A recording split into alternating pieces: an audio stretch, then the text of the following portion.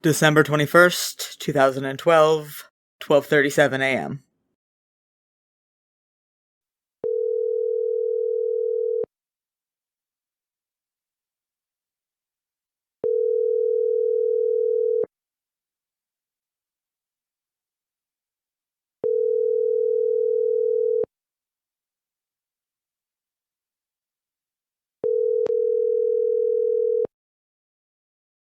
Hey, it's Damien. You know what to do. Fucking... Hey, it's me. I know I'm sorry I stormed out like that. I just needed to walk away before I said something There are a lot of excuses that I could make about how I'm stressed and the new meds and how this time of year always sucks, but it's nothing you haven't heard a million times before, so I'm just... sorry, I guess. Look, I know it's hypocritical, but please come home, or at least text me so I know you're okay. I don't believe any of that bullshit on TV about the world ending tonight or whatever, but we live in Vegas and the weirdos are gonna be out. And we've got to pick up Rory for her figure skating thing in the morning. Let me know when you get this, okay? You forgot your keys. I'll leave the door unlocked. And the porch light on. Love you. Bye.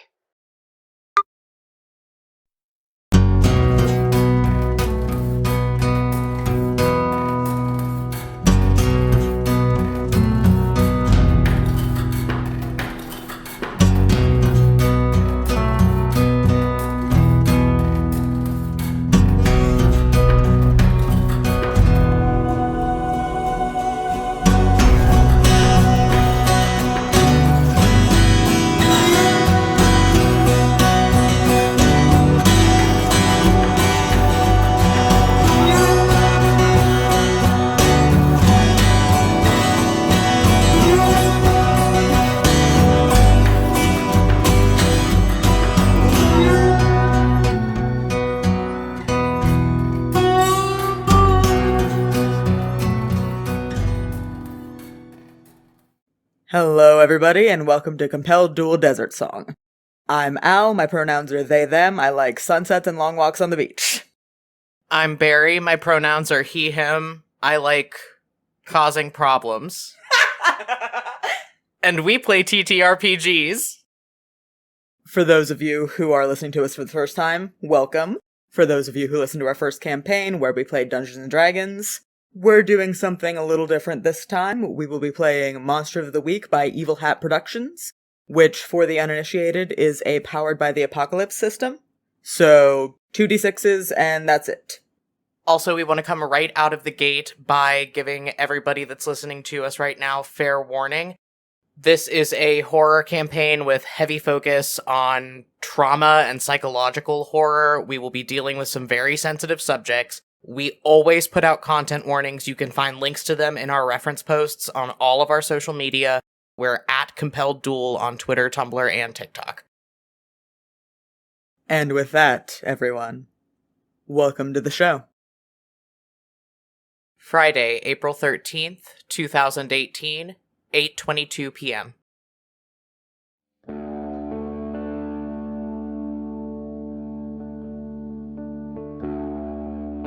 The city of Las Vegas rises out of the desert like a mirage.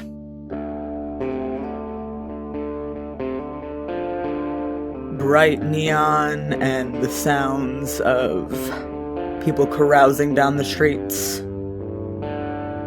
An oasis in the middle of the Mojave where ordinary people go to live their dreams for a night, and people living their dreams go to die. Our camera zooms through the bright lights of the Las Vegas Strip and past the airport out into the night. We go over stretches of desert, empty to some eyes, but teeming with life nonetheless. We go down the Interstate 15 on the way to California, a pipeline between the Las Vegas nightlife and the harsh, unforgiving light of Los Angeles. And we stop in the town of Jean, Nevada. What was once a mining town has crumbled under the inexorable march of time. It has now become just another pit stop along the highway. Home to one solar power plant and Terrible's Roadhouse, the biggest Chevron gas station in the world. 96 pumps in a candy village. But our focus is on the solar plant. Our camera zooms in and over the panels, glinting in the low light, and past them over the dirt and scrub of the Mojave. And as we settle on an unremarkable patch of earth, with light hitting and gleaming off of the headlight of a motorcycle, a hand shoots out of the dirt.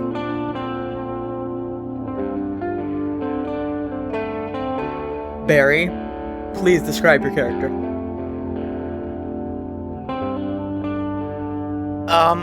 Here's the thing. I can't. That you cannot. I don't know what I look like. The hand, long-fingered and pale, black nail polish and glimmering rings just peeking out under the dirt, claws at the ground before being joined by another very similar hand. And then the rest of a pair of long arms come out of the dirt. A head, shoulders, a long torso and equally long legs, until this figure is splayed across the dirt, pausing for a moment. What are you doing? Flopping over on my back and staring up at the sky, very confused. You see the clear night sky over the Mojave Desert. Something that strikes you kind of immediately with, like, the Metal Gear alert noise in the back of your brain is that you cannot hear shit. Like, at all? If you listen very carefully, you can kind of hear, like, the rumbling of trucks over the interstate. But beyond that, nah. Maybe I have dirt in my ears. I'm gonna try to dig it out. Something hard and plasticky pops out of your ear into your hand as you dig around with your fingers. You bring your hand around so you can look at what it is, and it is a sparkly purple hearing aid. That probably has dead batteries because I've been in the ground, huh? Yeah, it seems like. Shit. I'm gonna smack it against my hand a couple times to see if it'll turn on, and then I think almost reflexively kind of do the full body pocket pat down to see if I can find extra batteries. Because a responsible person would have those, but I don't know if I'm a responsible person or not. Yeah, you do the pat down almost in the back of your head, not even realizing that you're doing it. You go, okay, phone, yes, wallet, yes, keys, yes, and then hearing aid case, yes, in your front jeans pocket. Cool, do I have batteries? Yeah, you have not an abundance of spares, but you have, like, one change out. Okay, we've established that my character has something going on where they don't know shit about fuck, but, like, does she remember how to put batteries in her hearing aids and turn them on? Yeah, you can do that almost reflexively, just muscle memory.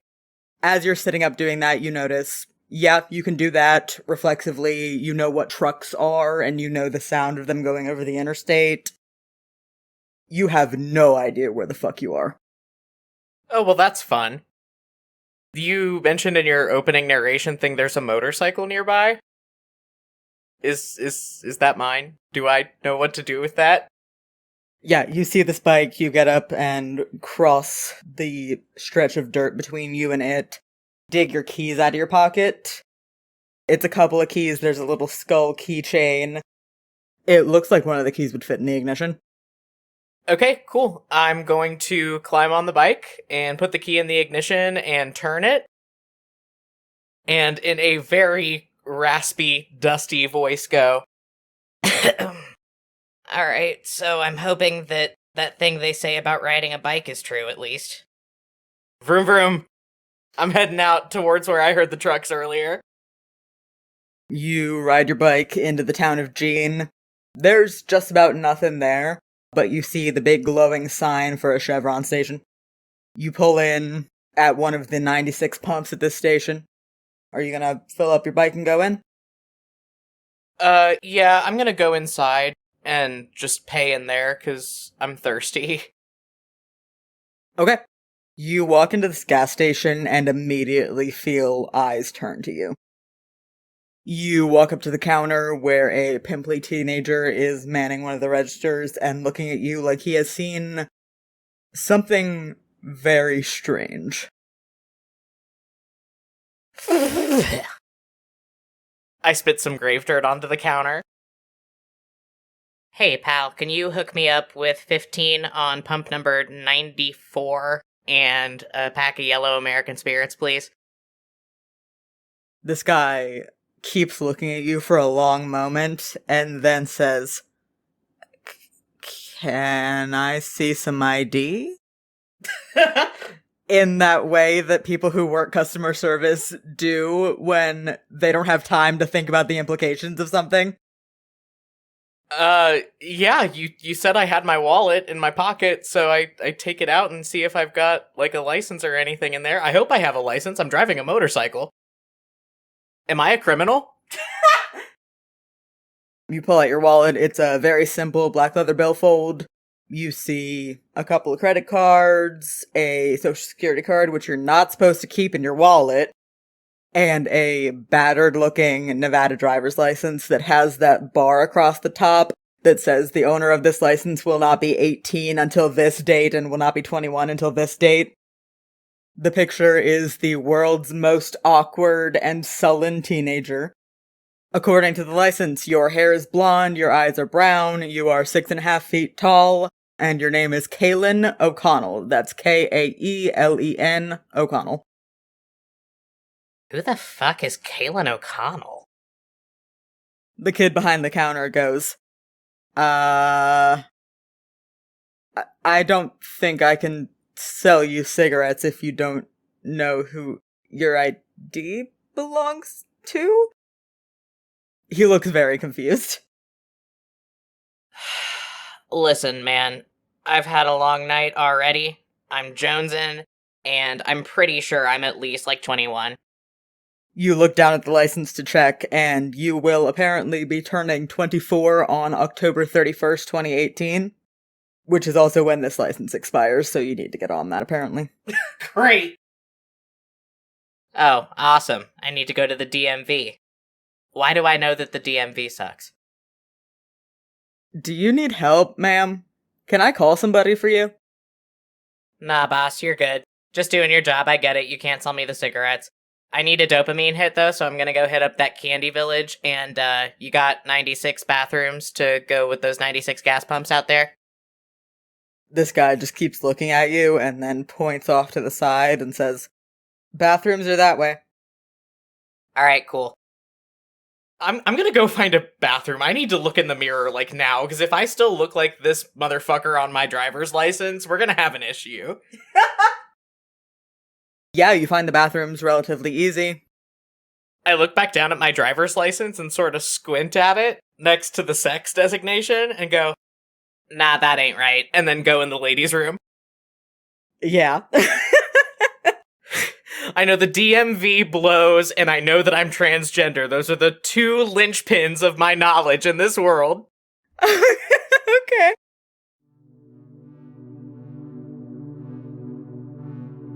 You walk into the ladies' room. It's got those floor-to-ceiling mirrors that gas station bathrooms sometimes have. You turn to look in one, and suddenly, you're not in this gas station. You are in a cramped bathroom with 70s era tile, looking into a big mirror over a sink, at a young woman who is drawing eyeliner onto one of her eyelids. Extremely tall, long, kind of ashy blonde hair, big brown eyes, kind of a hawkish nose, and like very severe angular facial features. Just squinting, concentrating into the mirror. And you watch in the mirror as this woman stops and tilts her head and then looks at something off from the mirror. And then you're back in the gas station. And you see the same woman from that, whatever that was. Tall, skinny, dusty blonde hair, tied back into a ponytail, with strands falling out. The ponytail has mostly come undone by this point. Wearing earrings with moths on them, a leather jacket over some t-shirt for a punk band, jeans, sturdy boots. Covered in dirt and very obviously dead. How do you mean obvious? I mean that the woman standing in front of you was already fairly pale, but this woman's skin has discolored. And it has gone almost a bluish purple in some places. As you stare in the mirror, you notice that your eyes are wrong. The pupils are kind of frayed around the edges, and the irises have gone a stark, fluorescent, almost yellow. And they give off a little bit of a glow as they reflect the light of the bathroom. Kaylin stares at herself in the mirror for a really long time, and then slowly brings up a hand and just brushes a fingertip under the dark circles beneath her fucked up glowing eyes, and says to the cavernous silence of the bathroom, "Oh, fuck."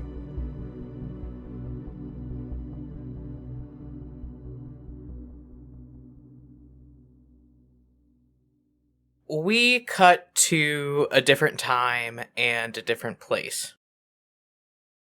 It is over a week before the scene we just saw. It's about 7 in the morning, but even at 7 in the morning, the Mojave Desert is hot.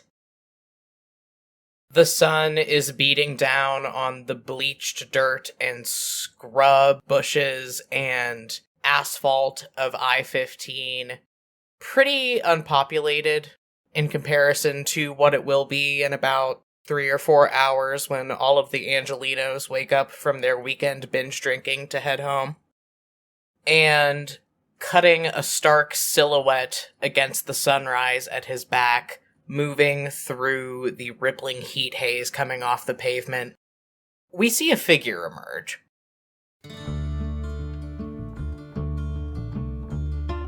A young man of 21 years old, going on 22, stumbles along the side of the highway with one thumb absently held out to a string of cars that ardently ignore him.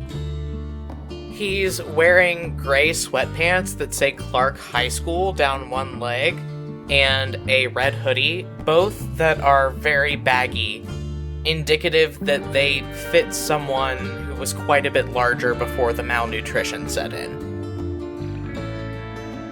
A head of shaggy, dark hair that looks like it was lovingly trimmed with the blunt edge of a Bowie knife blows in the wind, and a pair of warm brown eyes squint into the heat haze as the glare from the sun off the windshields of oncoming cars reflect off of his sharp, hawkish nose and severe, angular facial features. It's not uncommon to see wanderers on the road outside of Las Vegas.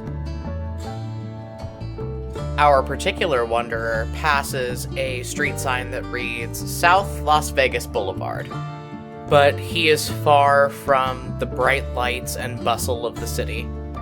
In fact, he's walking away from it. Not too far off, there is an exit sign for I-15 that reads Primm, Nevada.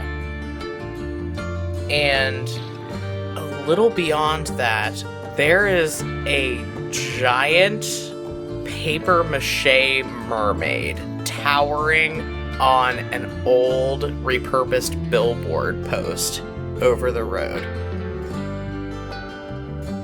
What the?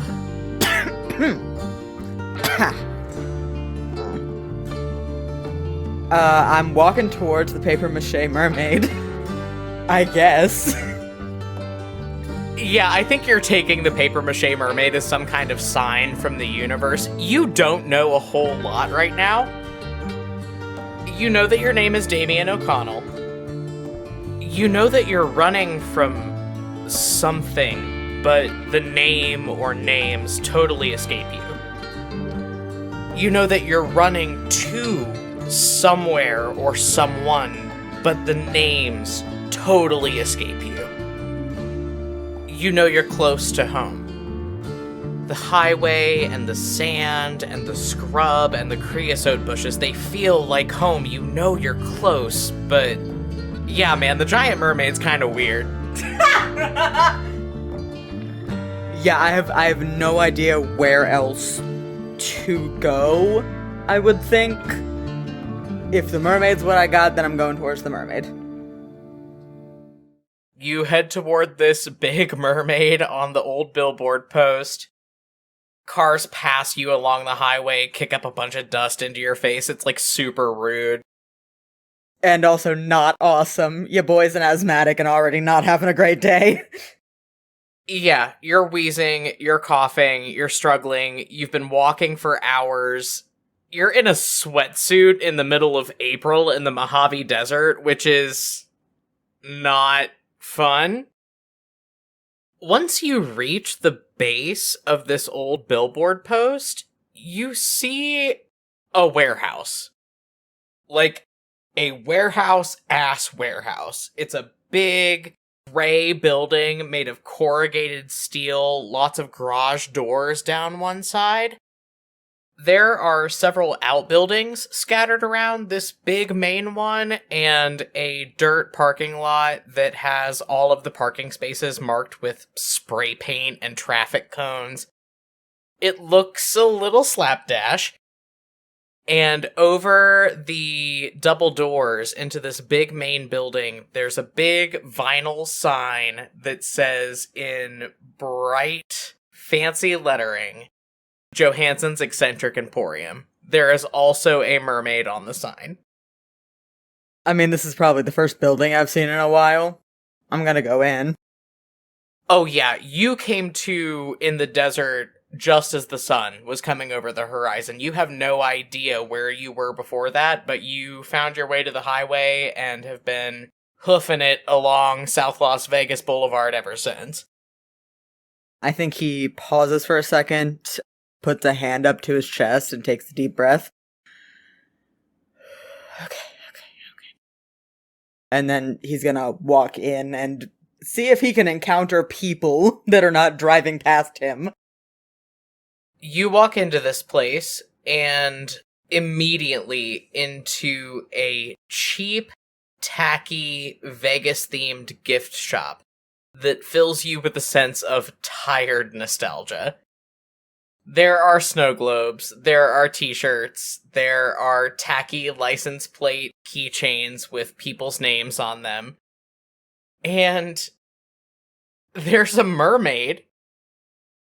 The counter of this gift shop is a giant plexiglass aquarium, and you can see the corner of this giant plexiglass aquarium going down a set of stairs and onto, like, an exhibition floor that is just chock full of, I guess you could say, cryptid memorabilia. There's, like, taxidermied jackalopes that have clearly been cobbled together by someone without a lot of skill and stuff like that. But yeah, there's a mermaid sitting behind a cash register, her tail swishing back and forth through the water, through this plexiglass. She's got a cell phone out and is just scrolling through it. She seems young, like late teens, early 20s, and has a terrible spray tan and bottle blonde hair with about 1.5 inches of mousy brown roots grown out. She doesn't even look up from the phone as you walk in and a little bell dings, just boredly goes, "Welcome to Johansson's Eccentric Emporium, where all of your wildest dreams are on display. How many tickets can I get for you?" Damien, a young man wearing his pajamas, very clearly malnourished, wheezing, covered in dust from walking down the road, in need of a haircut like a year ago, wobbles up to this front counter, puts a hand down on it, smiles real big at this mermaid, and says, "Hi. I know you don't get paid enough to deal with bullshit, so I am so sorry about this." And then he passes out. The last thing you hear before you lose consciousness is this girl sounding much more panicked and urgent going, "Oh shit, oh god!" And then a hiss and click of a walkie-talkie, followed by, Luke, there's a customer service issue up at the front desk that we're gonna need you for." You have no way of knowing how long you're unconscious, but when you open your eyes again and can actually process what you're seeing, there's a dude hovering over you. He's on the shorter side, especially compared to you. You're like 6'2". This guy's maybe 5'6", 5'7". Filipino dude, dark brown eyes, dark hair with a very well kept up undercut and like a big Elvis-style pompadour on top. Looks to be in like his early 30s. He's wearing khaki Bermuda shorts and a Hawaiian shirt that looks like it has cryptids on it. Like there are Sasquatches on this guy's shirt. And he has on a little plastic name tag that says Luke. He's hovering over you, kind of shaking you by the shoulders, and sits back with a look of relief when you open your eyes. Ah, thank fuck. Alright, welcome back to the land of the living, kid. You got insurance? I don't know.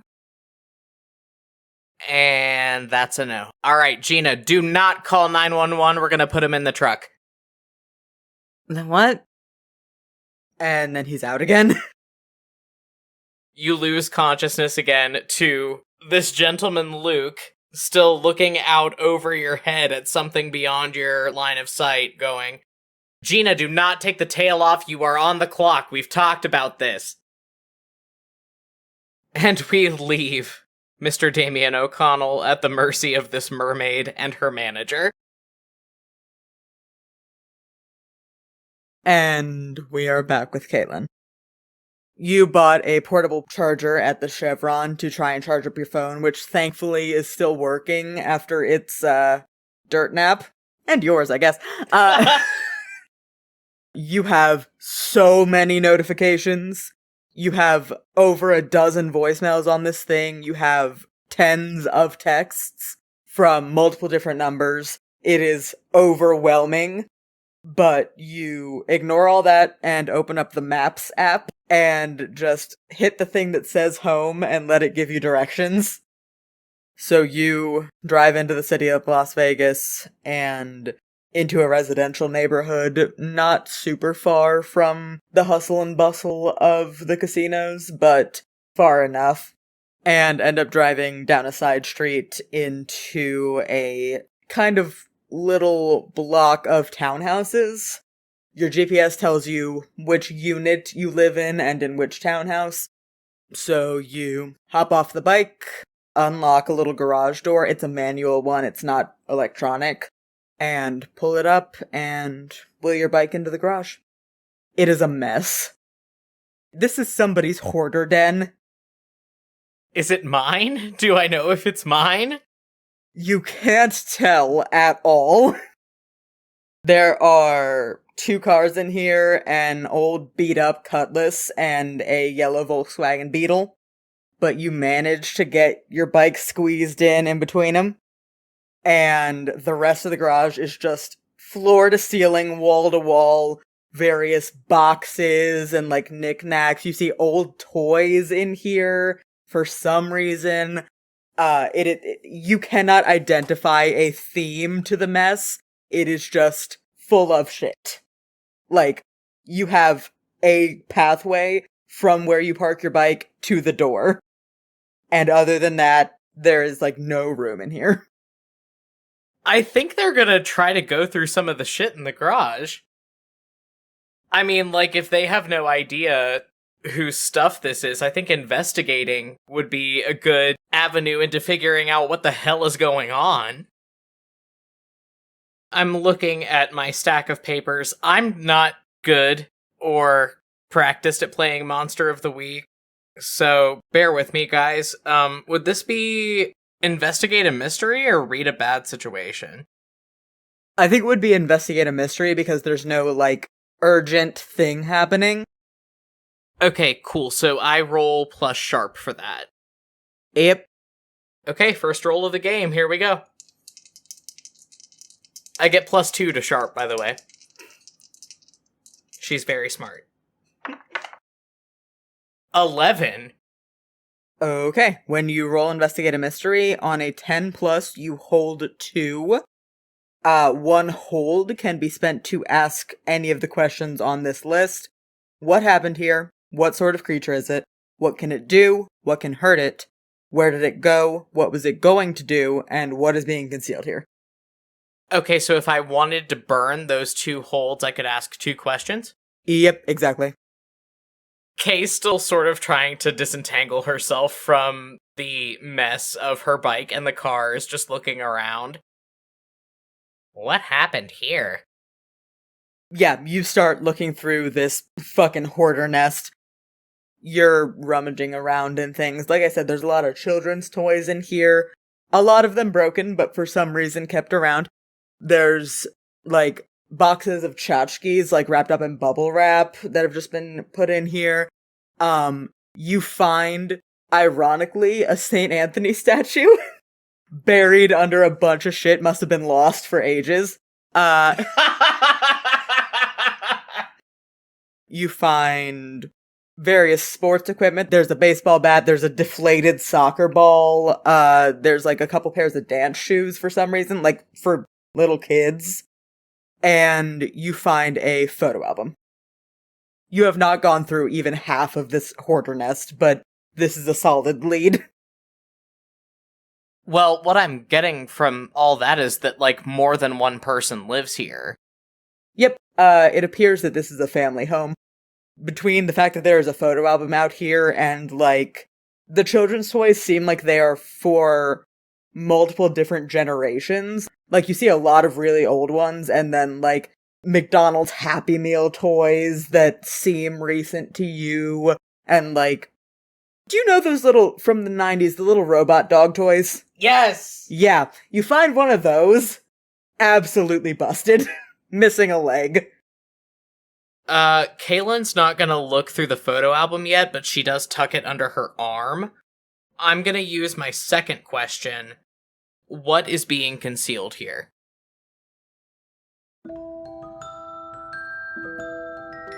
You keep looking through this kind of hoarder den. You find a chair that looks like it's been smashed, and there's a hole in the door that leads out of the garage into the yard. And as you are kind of turning and trying to get a look at this, something changes in your awareness. Suddenly you are much shorter, and it's daylight. There's a little bit of light coming through the open door into the backyard. You are leaning against a wall, there's the sound of somebody tinkering around with a car's engine, and you see in front of you, with the hood popped on the Volkswagen Beetle, a very large man with his back to you. He's wearing just work boots, jeans, tank top, and he does not turn to look at you as he says, "Hey kid, could you hand me the socket wrench?" And then you're back. Oh, that's worrying. Yeah, I think Caitlin just sort of wraps their arms around their chest and holds the photo album a little tighter. And then walks over to the door to the backyard, sort of stares at the hole in it for a second, and just tries to open it. Is it unlocked? Yeah, you get the feeling that with the actual garage door locked, there's no reason to lock this one. And as you step through it, yeah, the backyard has walls. Like, it is walled in. And you're not there anymore. It's daylight again, and on the porch there is a lounge chair, which looks ridiculous against the backdrop of a scrubby backyard and a concrete porch. And there is an older woman, blonde, smoking a cigarette with a glass in her other hand.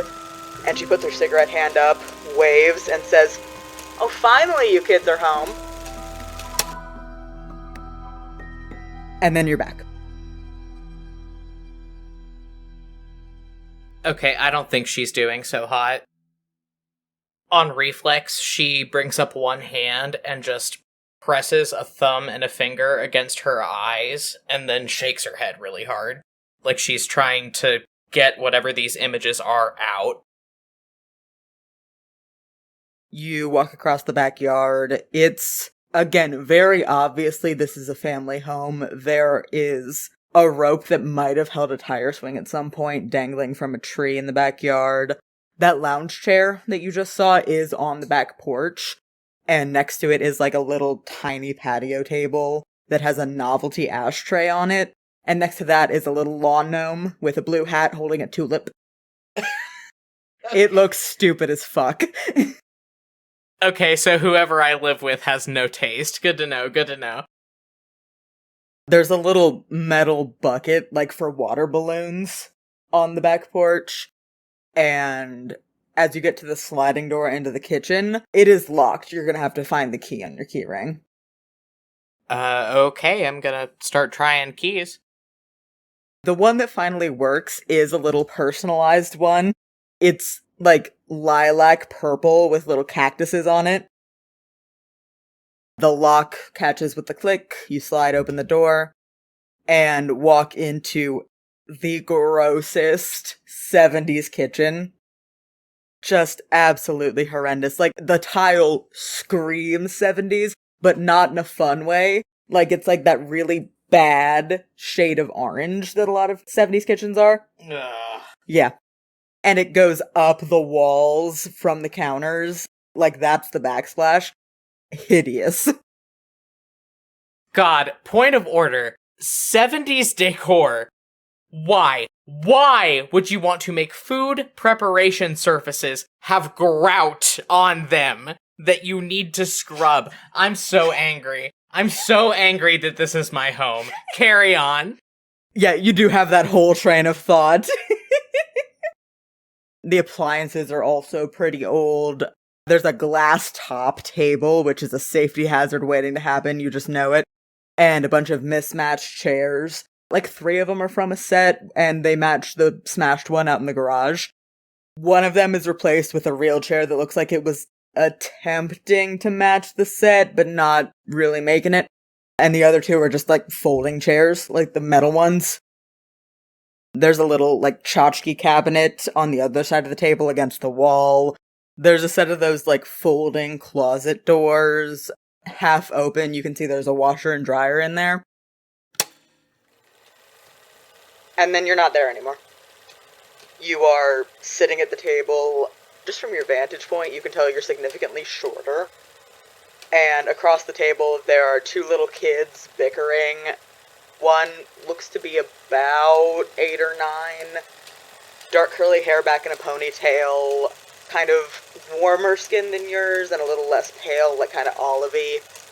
Big brown eyes in an oversized t-shirt. Gesturing wildly at this smaller kid who's like, if you had to guess, 6 or 7, kind of mousier brown hair with straight cut bangs, wearing a pair of overalls with little embroidered flowers on them, also big brown eyes, skin tone a little closer to yours, pretty pale, cool undertones. And she is rolling her eyes, and this older kid huffs and just throws their hands up and then turns to you and goes, "Kay, tell her I'm right." She starts panicking. It's a knee-jerk response. She's just shaking her head intensely. This isn't real, this isn't real, this isn't real! Okay, you are doing that. Your vantage point in whatever you're seeing doesn't actually change. You know that you are shaking your head, and you know that you are talking, but, like, what you are seeing doesn't change, and what you are hearing doesn't change, and you hear your own voice, way younger, responding to this other kid. Yeah, see, I would do that, but then I'd have to tell you you're right. You're so annoying! This other kid just turns back to the smaller one and is gesticulating again and continuing to bicker. And then a voice from the other side of the kitchen says, "Kids, can you just shut up for a second?" Both of these other little kids just go very quiet. And you can suddenly hear the sounds of breakfast cooking very quietly, just spatula against a pan. And then you hear a deep breath and a sigh. Kaylin, can you keep your sisters under control for just 2 minutes? I just need 2 minutes. And then this will be done, and we can just... And then you are back. They drop the photo album onto this table with a clatter and just sink into the nearest chair and start trying to stave off a panic attack. She's grinding the heels of her hands into her eyes and still just shaking her head, sort of starting to rock back and forth. Yeah, after a minute, you don't know why you know this, but, like, knowledge of, like, grounding techniques starts to kind of trip through your brain, and you feel this driving need to keep looking into whatever this is. There are so many questions in your brain, and you don't really know how to sort it out, and you need to have more information. But, like, the onslaught of information is actively hurting her, and she's still feeling this? Yep. According to the rules, this is related to the current mystery. We are uncovering the facts. I am invoking one of your dark side tags for the spooky. So you can either dig deeper and get experience, or you can back out. Can I go through the drawers and see if I can find some fucking cigarettes first? Yeah, you can do that. You start throwing open kitchen drawers. You see a lot of mismatched cutlery, a lot of, like, cobbled together utensils, a cabinet full of pots and pans. None of them match. They are very obviously all from different kind of sets and times. You find a second different novelty ashtray and a couple packs of cigarettes in the drawer closest to the sliding door. This one is, for some reason, shaped like the head of a certain cartoon mascot. Not branded, but shaped that way. Yeah, I don't think they give enough of a shit to really dig into that whole thought process. Kaylin slides open the sliding glass door again, so there's some airflow, sits down at the table, lights up, and flips open the photo album. So can I mark experience? Do that. Yeah, you start flipping through this photo album, smoking a cigarette. It is nasty. There weren't any packs of your cigarettes in this drawer. It was 2 packs of really stale, it turns out, pyramids. But you are just flipping through this photo album. One of the first photos in there is a wedding photo. The people in the photo are a white couple, late teens, early 20s. It's very clearly the mid-90s. Based on, A, the way that the bride is dressed, and B, the way you can see other people in the background dressed. It's not like a wedding photo at the altar, it's more relaxed, you would guess, during the reception. One half of this couple is a very large gentleman. Big, burly, wavy brown hair cut short, big brown eyes. Very similar bone structure to you. exact same big ol' hawkish nose, kind of more square in the jaw. You kind of have more delicate features. And the bride is on the smaller side. You would say 5.5 feet at maximum, probably smaller. She's very kind of slender and like, the word that's coming to mind is like bird-boned. They are sitting at a table, smiling at the camera, but they both look kind of tense. You flip a page, you see the same couple sitting on a couch, holding a little baby in... I don't think it's quite the right era for, like, Oshkosh Bagosh to be the clothes du jour, but, like, that kind of deal, like, very mass-produced department store kind of baby onesies. It's overalls, isn't it? Yeah, sure, it's overalls with, like, a teddy bear on the front. Ugh. The baby has kind of sandy, brownish blonde hair and fully has a fist in their mouth. This baby is staring at the camera, looking haunted. More pictures, the same couple and their baby, a few more people flitting in and out. You see the blonde lady that you caught a flash of out in the backyard. Very tall, spindly figure, very similar bone structure to you and to the guy in this couple. Perpetually holding a cigarette in one hand and a glass in the other. You see a couple of guys that look very similar to the man in this couple. Same big ol' hawkish nose, very similar hair. You see pictures a little later. A second baby gets added to the mix. Looks to be a couple years younger than the first. Curly dark hair, big brown eyes, wearing a lot of, like, very similar department store clothes, but, like, aggressively gendered feminine ones. Lots of ladybugs, lots of birds. It's very upsetting. More pictures. You watch these two little babies grow up a few years. Again, it's all like mid to late 90s. You watch a couple other little kids flit in and out, mostly accompanying one of the other guys that looks like the man in this couple, or a very round redheaded woman. You see what look to be various extended relatives in different locations. And then somewhere around the early 2000s, the dark-haired woman in these pictures disappears.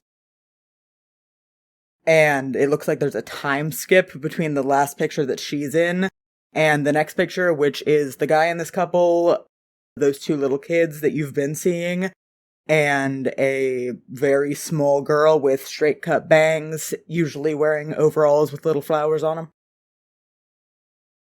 Do any of these kids look like the ones that I just saw in whatever that was? Yep, the two younger ones in these last few photos in the album are exactly the kids that you just saw. I rolled really good to investigate this mystery. I'm gonna see if I can, like, start pulling photos out and see if anything's written on the backs, so I can identify these people. Okay, yeah. You pull out the first photo, the wedding photo, and written on the back is Todd and Kendra's wedding, 1994. You pull out the photo of the couple with their baby, and written on the back is Kaylin at 3 months, 1995. Kaylin drops the picture on the table like it's made of dynamite. Are you pulling out more photos?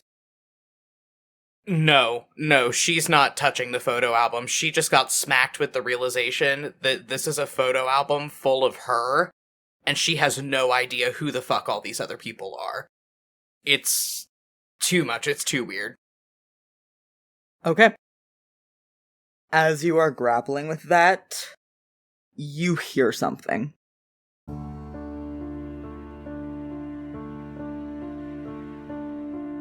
Almost too quiet to make out at first, but then the volume rises and you realize it's piano music.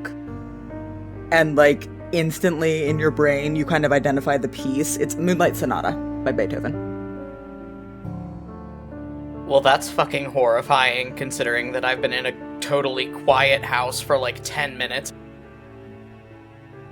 I'm gonna stand up, grab a butcher knife out of the knife block, and slowly walk towards the sound. Hello? The doorway to the kitchen lets out into, like, the smallest hallway in the world. There's enough room for a door on either side. One probably leads into a bathroom and the other into a closet, if you had to guess. And at the end of it, there is a baby gate. Oh, fuck me. Do I have children? You look over the other side of this baby gate, and there is a little sign hung from it that reads, "No boys allowed." No boys. Who the fuck lives here?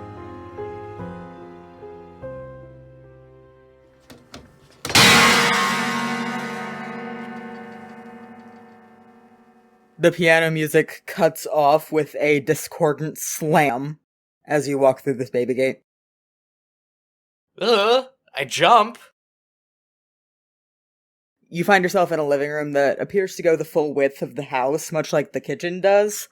Again, very 70s. Some of the furniture looks a little more modern. If you had to guess, you would say the coffee table's like 90s, and the love seat, not the bigger couch, which is up against the wall with the window, is early 2000s, like, not IKEA, but like off-brand IKEA. And perpendicular to them is a big 70s style entertainment center with a mirrored back. As you look at that, you notice that the inside of it, apart from like the cubby where the TV goes, has been converted into what appears to be a habitat for some kind of animal. Like, there's tubing going all up the sides and across the top and down. There's what looks to be some kind of, like, litter or bedding in one of the bottom cubbies. There's, like, little hammocks. And as you look at that, a ferret pokes its head up out of the bedding. Kaylin's really jumpy right now. I think she screams. The ferret that poked its head out of the bedding rears back, and then the hammock above it overturns as another ferret falls out. Oh god, there's two of them! Wait. Are you... the boys? The ferrets are ferrets, so they don't respond. I think if you move closer across the room, you can see that, like, they are both pressed up against what you can now see is a plexiglass door on this one cabinet, and there are actually double-decker hammocks in there. One of them is embroidered with the name Poe, and the other is embroidered with the name Hemingway. Oh my god. Bad embroidery, too. Like, this is obviously not commissioned from someone who knows how to embroider. This is very clearly a labor of love. Kaylin kind of crouches down and squints at them. Well, I'll be damned. I'm the mother of ferrets. That's a reference to something. What is that a reference to? As these ferrets continue scrabbling against the plexiglass, you hear footsteps behind you. Hup, okay, ferret playtime's over. I'm whipping around and bringing the knife back up. Also, is there a piano in here? Yeah, I was about to say, you turn around to see the other half of this living room that you didn't focus on before. There's a little, like, linoleum-covered entryway in front of the door, a shoe rack with a bunch of shoes scattered around it, a carpeted staircase that goes up a little ways and then turns around a corner out of sight, and an upright piano between the larger couch and the front door. Okay, but is the person who's walking down here? You said I heard them behind me. There's no one behind you. You can still hear footsteps. It sounds like they're going up the stairs. And there's, like, no one on the stairs? Like, I don't see anybody? No, but like I said, the stairs kind of turn a corner after about 4 steps, maybe 5, and disappear out of sight. Okay, I'm gonna very carefully go up a couple of the steps and just kind of try to look around the corner to see if I can see anything at the top. And kind of yell up there, "Hello? Is anybody home?" You have stopped hearing the footsteps. There is no answer. And upstairs, at least what you can see of it, is completely dark. What the fuck? I mean, I guess we're on to, like, a new aspect of the mystery. Can I, like, do something to keep investigating? Yeah, go ahead and roll again. 11. Okay, that's 2 questions. Where did it go? As you kind of look around, try to get your bearings, you notice that there are damp footprints on the carpet of the stairs. What sort of creature is it? The footprints appear to be just a person's footprints, and you haven't heard any inhuman noises, just the footsteps and the piano music. The front door is locked, and as you're looking around, you notice that the lid on the piano is closed. I'm gonna turn around and go back to where the piano is, and flip the lid up. It's loud, it's creaky. This is very obviously a kind of old piano that hasn't been opened in a bit.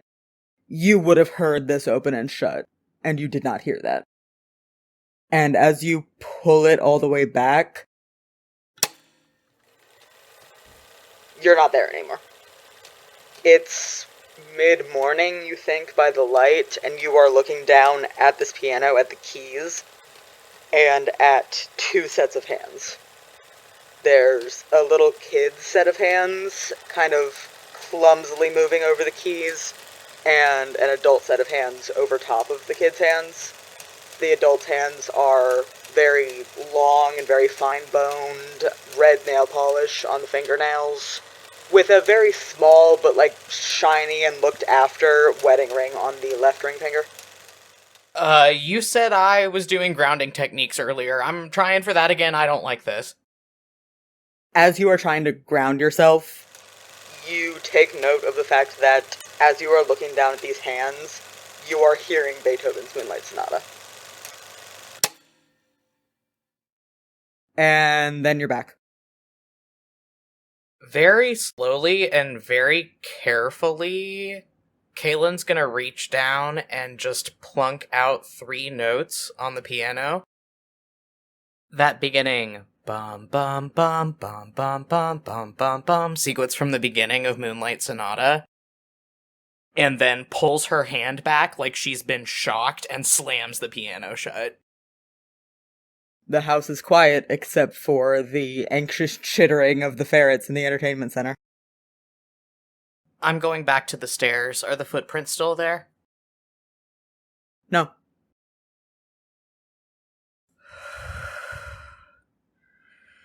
Okay.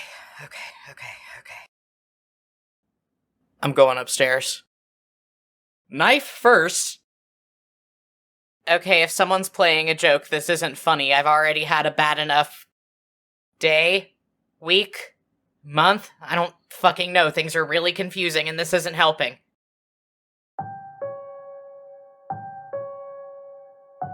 You head up the stairs, and then you turn the corner. You notice there's another hole in the wall, like right at the curve of these stairs, and you hit an upstairs landing. There is 1 door directly in front of you, 2 to the left, and 2 to the right. Are they all closed? Yep. Okay, I'm gonna try the one right in front of me.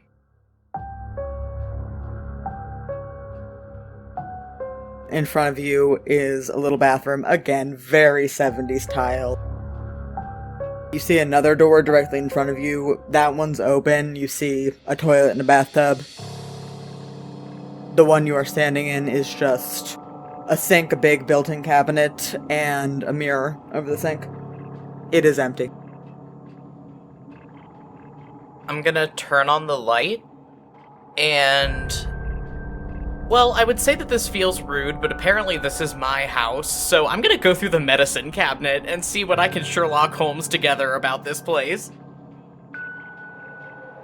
You pop open the medicine cabinet. It's mostly like grocery store meds. Big bottle of ibuprofen, smaller bottle of Tylenol next to it. There's a long, expired, and dusty little box of children's Motrin for some reason.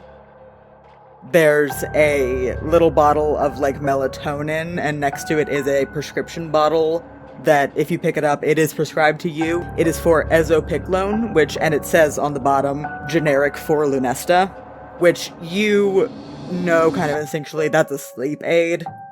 And it says you have 2 refills left on that. There's a box of Band-Aids, a mummified-looking bottle of Flintstone vitamins, and a refill pack of knockoff Venus razor blades. Huh. Okay. She shuts the medicine cabinet. You shut the medicine cabinet with a creak, and there's someone behind you in the mirror. Oh, hell no! I whip around with the knife. I stab. The knife sinks into the wall, into the plaster above where the tile stops.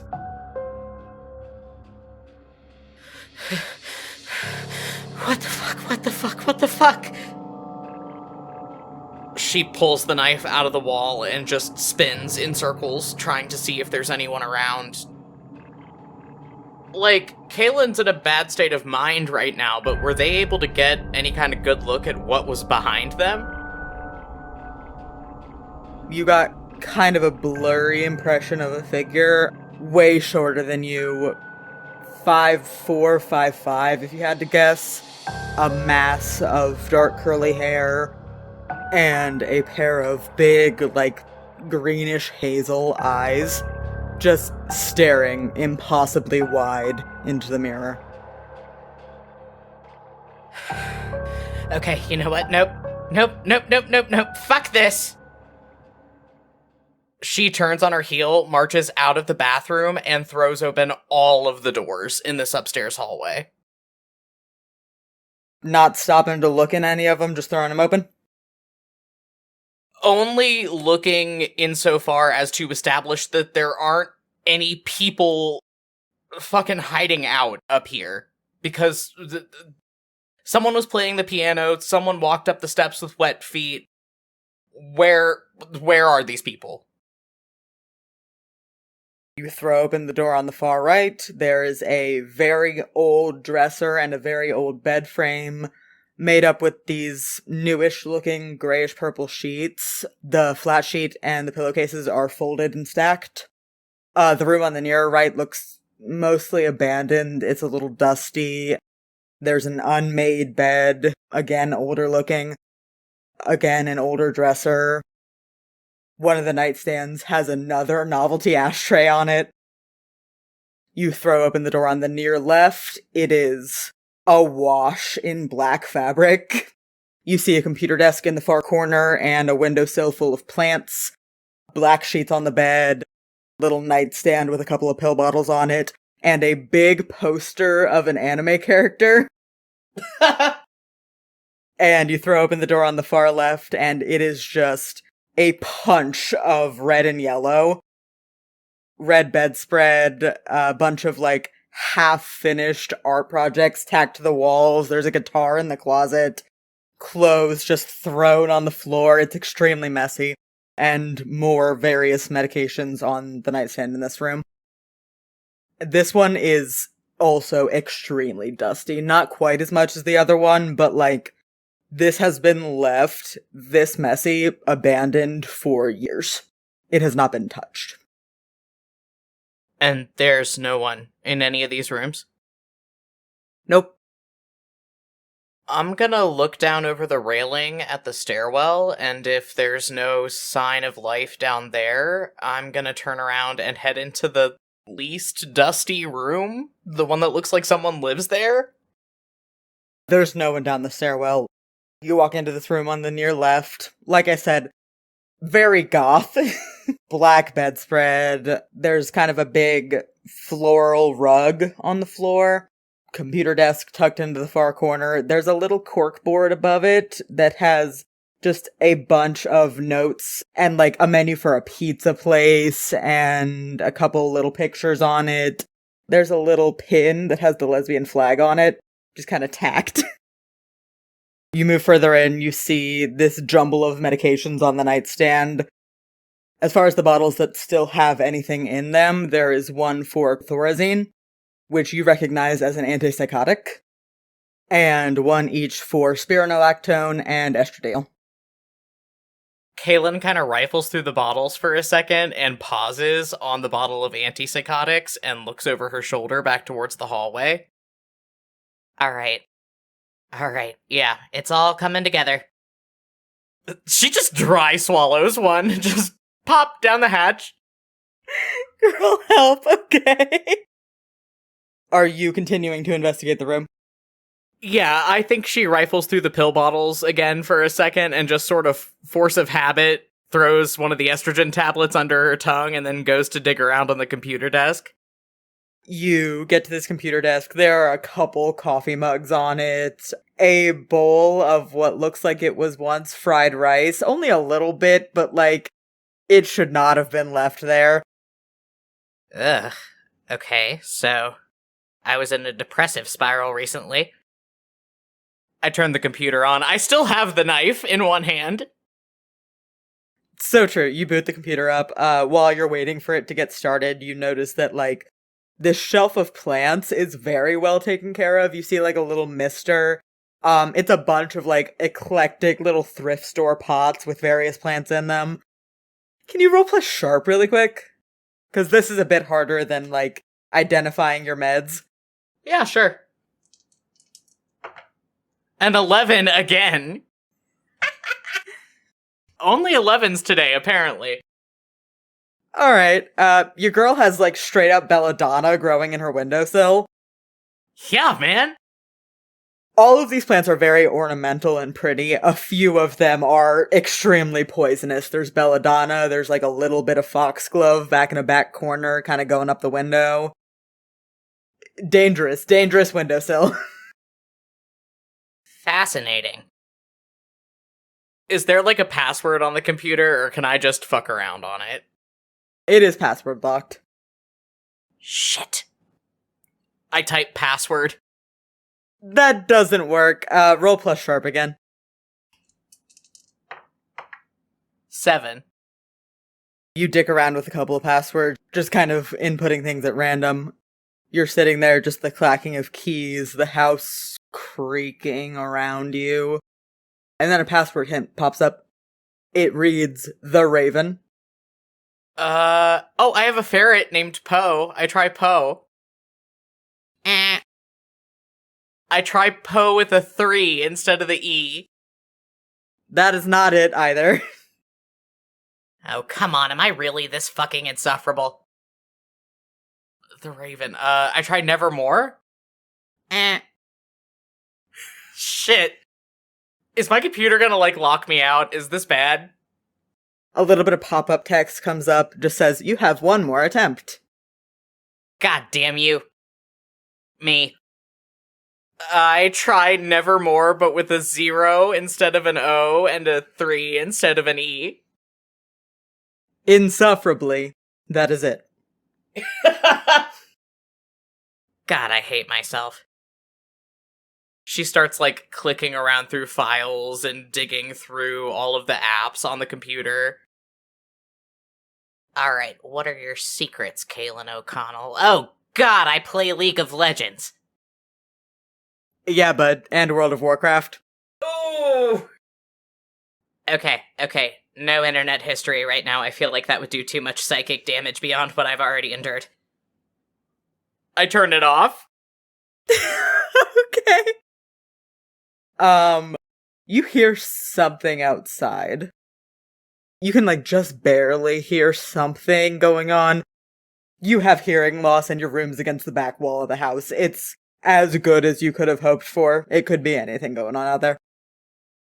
Nope, not today. I'm grabbing the knife and going downstairs. Okay, you grab the knife, you hustle downstairs. As you hit the bottom of the staircase, there's a pause. The knob of the front door jiggles. And then the door gets kicked in. And you have an impression of a short, pale, dark-haired figure. Oh, we're not doing this again! As you yell that, this figure settles. You see that it is a young woman, white, 5, maybe 7. Straight black hair, big blue eyes. She is wearing a striped button-up, a pair of jeans, and a pair of sturdy boots, and she is holding a shotgun, which she cocks as she yells, "All right, nobody move!" She stops, looking at you. I have the knife up. I'm ready to go. There is a long pause, and then this woman says, "Okay? Oh my god!" She puts the shotgun down across the top of the upright piano and just runs over and gives you a hug. Kaylin still has the knife up in stabbing position and freezes as this woman hugs them, looking frantically back and forth between the open door, her, and the ferrets in their enclosure. Nice to see you, too. Who are you? She pulls back, looks up at you, looking very confused, and goes, "What do you mean? Oh my god, are you okay?" No, I don't think I am.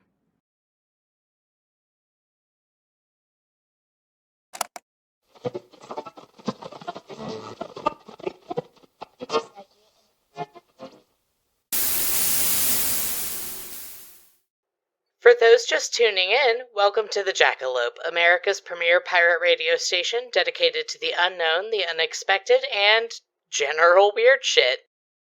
Urgent update from the greater Las Vegas area.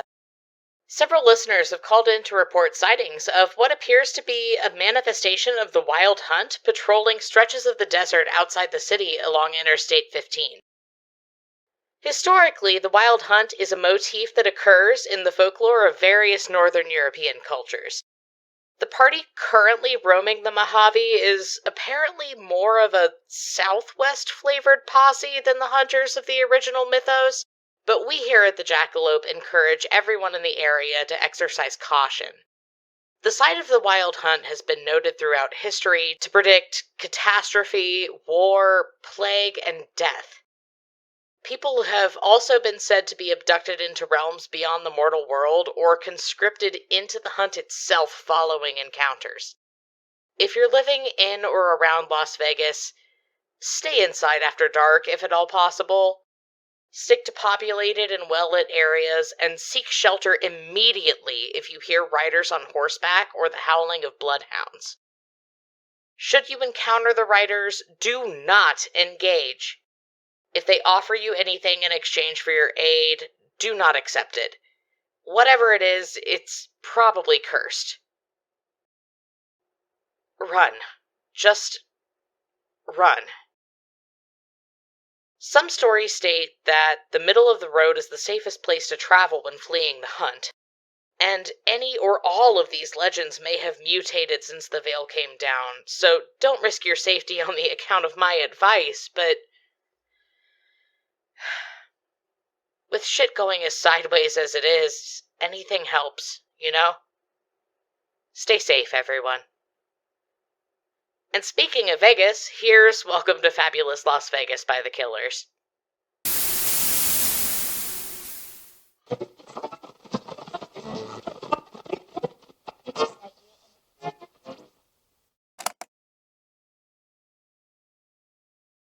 Damien, you come to slowly. The first thing that comes back to you is a smell that hits you right in a place of unpleasant nostalgia. It is this heavy, cloying smell of something that is so sterile that it stinks. A clean stench. Your brain immediately says hospital. Ah, fuck, lads, not again. You feel scratchy sheets and something itchy at the crook of one elbow. You hear the steady beeping of monitors and squeaking footsteps in a hallway outside whatever room you're in. Your mouth is bone dry and you taste ozone, filtered oxygen. Ah, fuck, lads, not again! And then your eyes open. You're still having trouble with word finding, if that makes sense. you know that you have been in this place before. One of these sterile rooms with white linoleum floors and white blank walls and a cheery little dry erase board on the back of a particle board door. But you don't know where you are, if that makes sense. This is a building you've been in before, that you're intimately familiar with, but if someone asked you to name it with a gun to your head, you couldn't. I don't think I have time to worry about that right now. Can I try and figure out how far I am from the nearest nurse's station? Roll to read a bad situation, please. Okay. So that's a 4 on the dice, plus 1 sharp is 5. Okay, so that is a total failure, which is sad and bad for you, but go ahead and mark experience for me, please. Yay. You realize as you're laying here in this hospital bed, hooked up to machines, an IV dripping into your arm, that you feel groggy and exhausted. Like, there's probably something in the IV that's a mild sedative of some sort. And as you try to parse out through the hustle and bustle of people outside in the hallway behind this closed door, you're not able to figure out where the nearest nurse's station is. And in fact, the door swings open and a nurse walks in. She's a very petite young lady in neat blue scrubs. Looks like she just got out of nursing school. She has like one of the novelty headbands, you know? Bleach blonde hair up in a messy bun. She has a little badge clip with a name tag that's turned around backwards against her scrubs as she moves into this room and fixes you with a big $5,000 at the orthodontist smile and goes, "Oh, morning, sunshine." Oh, just swearing internally. Damien smiles back and just clenches one fist in the sheets. Hi. Sorry, I don't really remember what, where am I? This nurse frowns at you and then takes a couple steps over to your bedside, picks up something off of a little metal side table and injects it into the port on your IV, and then leans down to kind of brush your hair back from your forehead. You feel a big bruise there, like something aches. "Oh, you took a pretty bad tumble back there, huh, my friend? I'd be more worried if your CAT scan hadn't come back okay. You're at UMC, honey." Does that ring any bells for me? Oh yeah. She says UMC, and you note that it stands for University Medical Center. It's somewhere. Damn it, you know where it is. Where is it? But you are a frequent flyer at this locale. You know that much. Right, sorry. So, what's up, Doc? Well, I mean, don't give me that much credit. I'm an RN. But, as far as we can tell, she leans down and picks up a clipboard off a hook at the end of your bed and flips back through a couple pages. "You wandered into some tourist trap on South Vegas 2 days ago, early morning, and just hit the dirt. Must have been a hell of a party." Yeah, had a wild night, forgot the medical alert bracelet. How long until I can get out of here? She hooks the clipboard back into its place and comes over to look at some of the monitors that you're hooked up to. Again, just big, unflappable smile, teeth absolutely perfect. Like, too perfect. "Oh, don't worry about it, honey. Someone's coming to collect you." Okay, do I see my personal effects anywhere in the room? They'd probably be on a chair, right?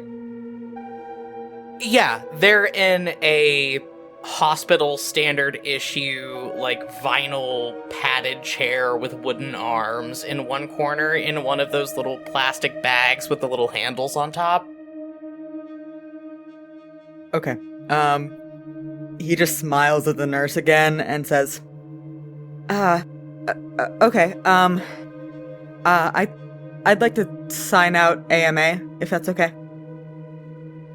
The corner of this nurse's smile twitches a little bit and something's wrong with her face. Oh, that won't be necessary, sweetheart. They're already on the way. Okay. Sure, I'd better get dressed before they get here. Can I have my stuff? Are you trying to move at all right now? Yeah, as he says that, he's gonna try and gesture at the bag. Your limbs feel like lead as you feel whatever just got shot into your IV hit your system. You don't know what it is, but you feel heavy and sluggish, and this nurse's smile gets bigger. Too big. Something's wrong with her face. Her eyes are too big. Her teeth are too sharp. Her chin is too pointy. She's moving too fast. Her hands are braced on either rail of your bed, and she's in your face, hissing. I said someone's coming to get you, little runaway. Sit tight. You said I'm hooked up to oxygen, right? Yeah, you've got a cannula in your nose. You can feel it.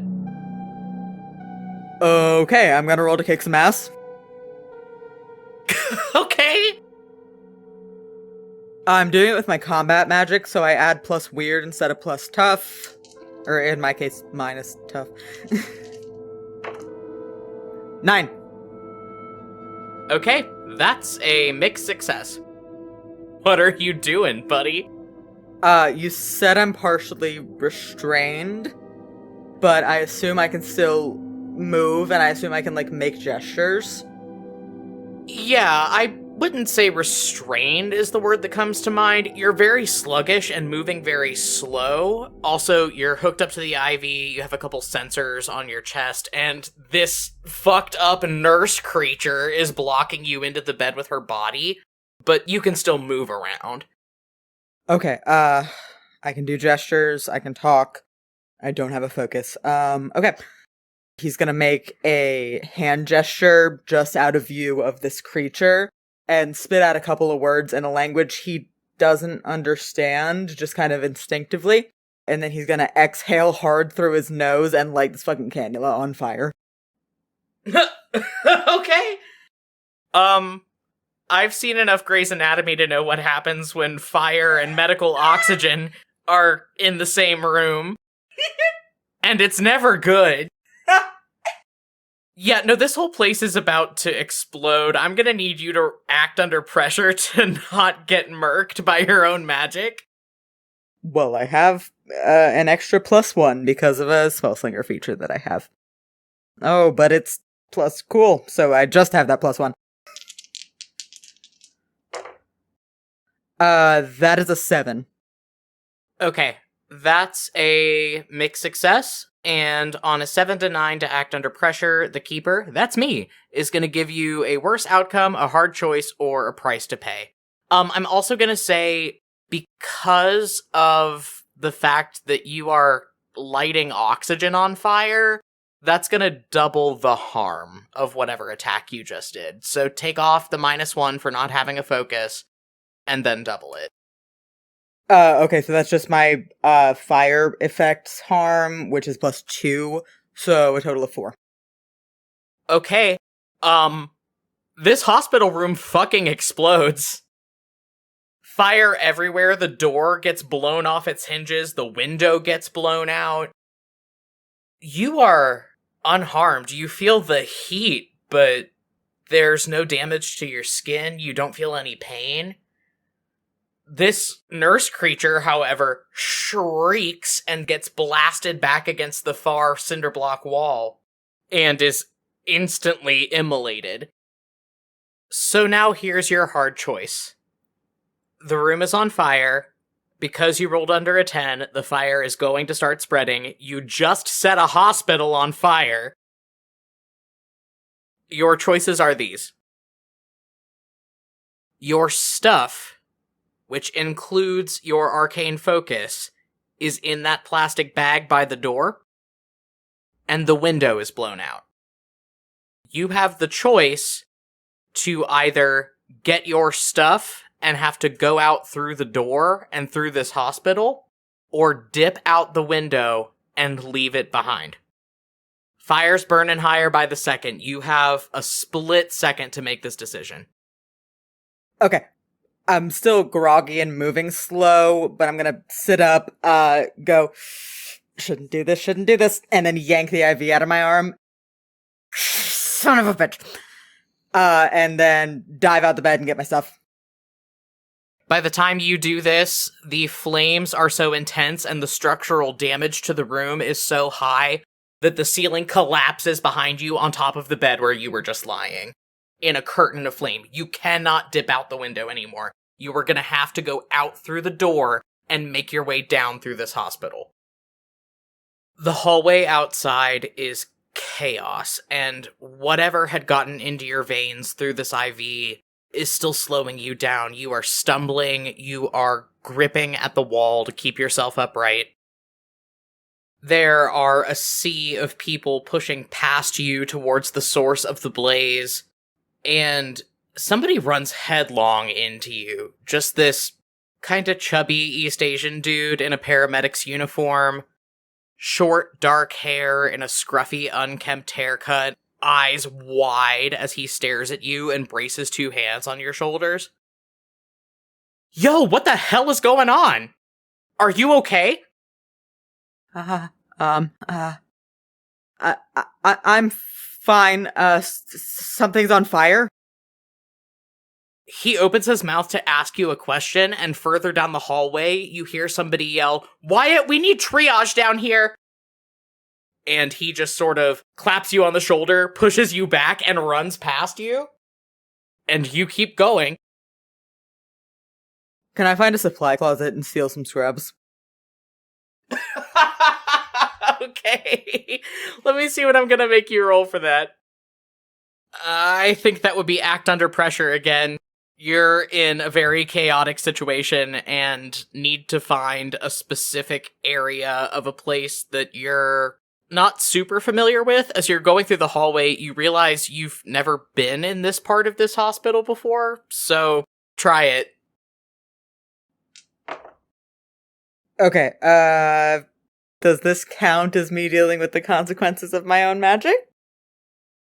I mean, you're the one what set the place on fire, so yeah, I think so. Cool, 11. Okay, on a 10 plus, you do what you set out to do. You're able to find a supply closet where the door was left thrown open by somebody that has run off to deal with the big fire that's happening right now. And you're able to sneak in there and grab a set of scrubs.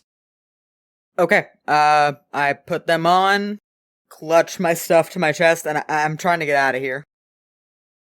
The elevators are back through the flames and all of the people amassing in this hallway, so that's probably not a good bet, but you manage to find an emergency exit stairwell that you stumble down and out a side door into a parking lot under a baking desert sun. He's gonna take a second to just lean back against the wall and go,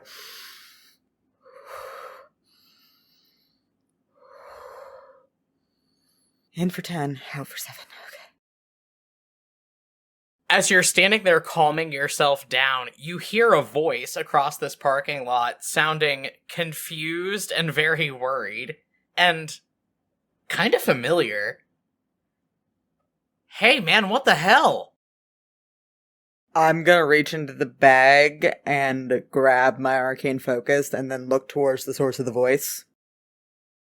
You feel your fingers close around a thin metal chain and a little dangling metal tag, and look up to see a guy in Bermuda shorts and a Hawaiian shirt with cryptids on it, standing there holding a get well soon balloon. He's wearing a little plastic name tag over his breast pocket that says Luke, and he is staring at you like you have grown a second head. This is the dude that apparently brought you here.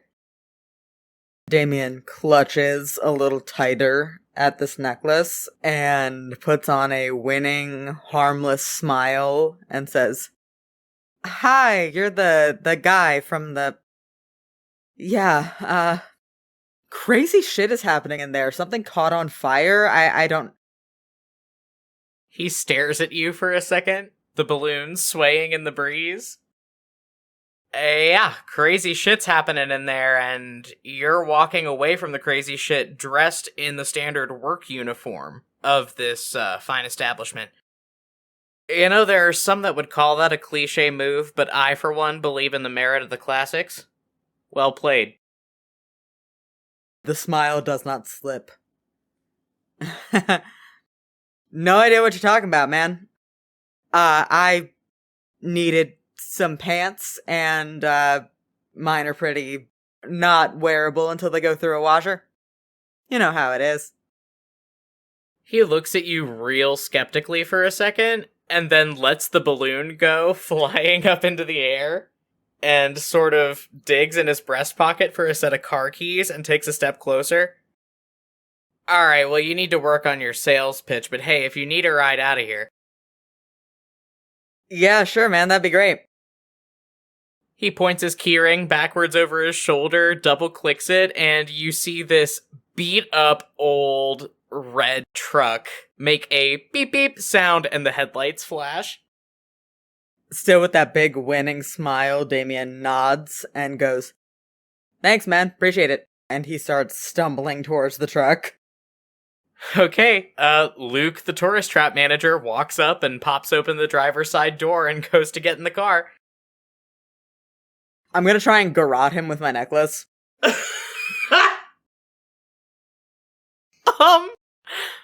Roll to kick some ass? I'm not necessarily trying to kill him. But you're rolling to incapacitate, and I think kick some ass, that's the purview that falls under. Oh no, absolutely. I was just saying for the benefit of the listeners. That is a 6. Okay, mark experience. That was a failure, but since you were not trying to inflict any kind of serious harm on this gentleman, nothing too horrible happens. You go over his back and try to get him around the neck with the chain of this necklace that you're holding, and he makes a kind of upset choking noise for a second, and then twists expertly out of your grip.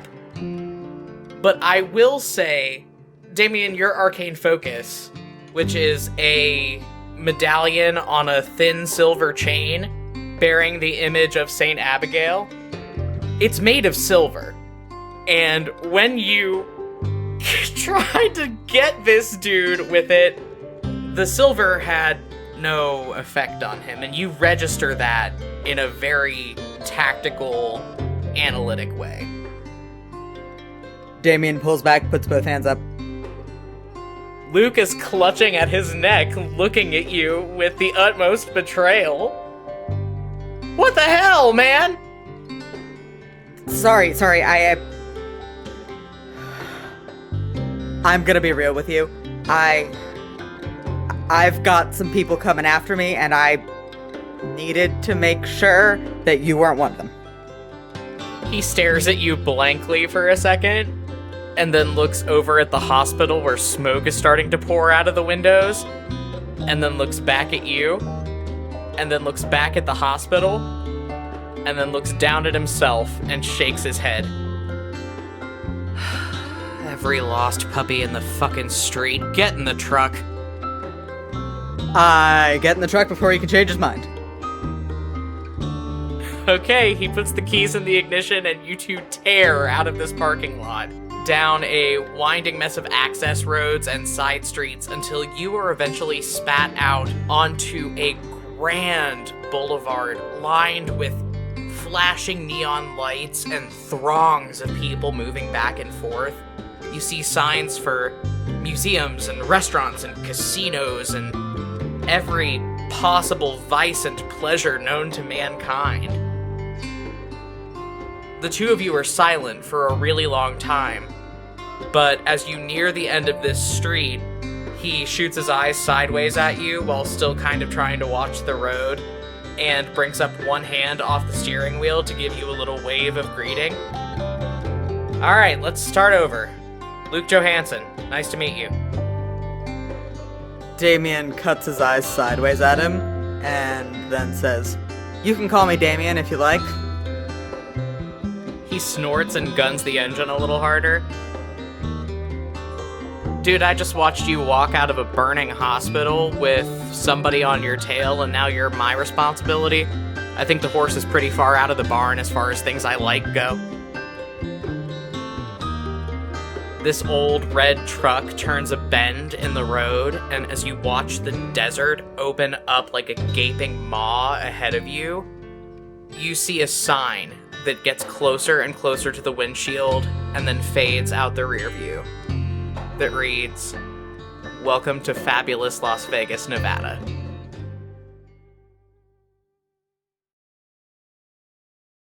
Kay, we find you back in the living room of your house, sitting on the love seat as your guest sits on the main couch, just kind of like elbows propped up on her legs, steepling her fingers and just staring at the coffee table. She left the gun in the entry hall, right? Like, this is an important question. She put the gun down over the top of the upright piano, and there it has remained. Okay, cool. Kay has the knife sitting on the coffee table between them. Lydia Antonov, as she has introduced herself to you, is again about a 5'7" white lady in her early 20s. Straight, pitch black hair. It's about shoulder length. Well taken care of, but not fashionably cut, we'll say. It looks like she shaved her head and then just grew it out. She is wearing a striped yellow and blue button-up over a wife beater, very sturdy jeans, and work boots. She looks like she just got out of the shower, and from how beat she is, she probably just got home from work. She looks up at you, piercing blue eyes in a very square face, and just says, "Okay, run this by me again. Amnesia?" I mean, I can only assume. I don't know who you are. I didn't know who I was until I walked into a place called Terrible's Roadhouse a few hours ago and tried to buy a pack of cigarettes. I wonder how that kid's doing. He seemed like I really weirded him out. Do I weird people out? Is that a thing I do? Terrible. What were you doing? Yes, you weird people out. What were you doing in Gene? Doesn't matter. Oh my god. Okay, she puts her head in her hands. Kay doesn't know what to do socially with this situation, which is a thing that's normal, but also she doesn't know that that's normal, so she just tries to mirror her posture and kind of leans forward and steeples her fingers, but it looks way more creepy because Kay's proportioned like fucking Slender Man. Look, Lydia, my apologies. I'm doing my fucking best out here. Trust me, I'm not having fun piecing my whole existence back together like it's the plot from Memento. That's fucked up, by the way. I remember the plot of Memento, but nothing about my own life. Still with her head in her hand, she says, "You didn't even like that movie." Okay. I'm putting pieces of the puzzle together. The DMV sucks. I'm transgender. I'm on antipsychotics. I didn't like Memento. I feel like that's enough to build a personality off of. We're getting places. Anyway, I'm not sure what happened on the other side of this whole situation. All I know is that I crawled out of a hole in the desert earlier this evening, followed my driver's license home, saw some pretty weird stuff, but I took my medication, so hopefully that'll stop soon. And then you kicked in my front door with a sawed-off shotgun. So, enlighten me, I guess? Also, the boys. Which one is which? She points over at the ferret enclosure. You remember the ferrets, but not me. Okay. She starts ticking things off on her fingers. You've been missing for over a week. I'm gonna have to contact the cops about that. Everybody's been worried sick. You were having some kind of fucking breakdown before you disappeared. And she points at the ferrets. The darker one is Poe. See, I had thought that. Mother's intuition. They get up and go over to the enclosure and let the ferrets out. The ferrets crawl up your arms and onto your shoulders. Oh, little noodles. Yeah. And Lydia says, oh, and by the way, I'm your best friend who you've known since we were literally in diapers, so this is kind of a mindfuck for me. Just saying. I think it's a mindfuck for everyone, Lisa. Lydia, we dated for like 6 months, you can't get my name wrong. It's illegal. Ah, okay. The lesbian pride flag pin, it's all coming together. Again.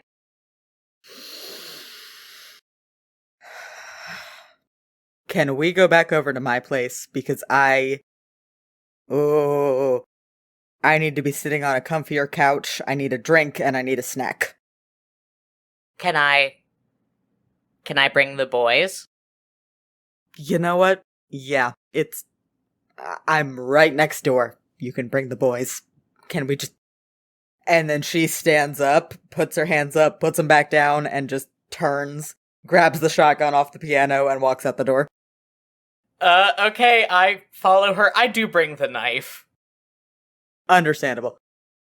She leads you literally next door. Your front doors are like maybe 15 feet from each other.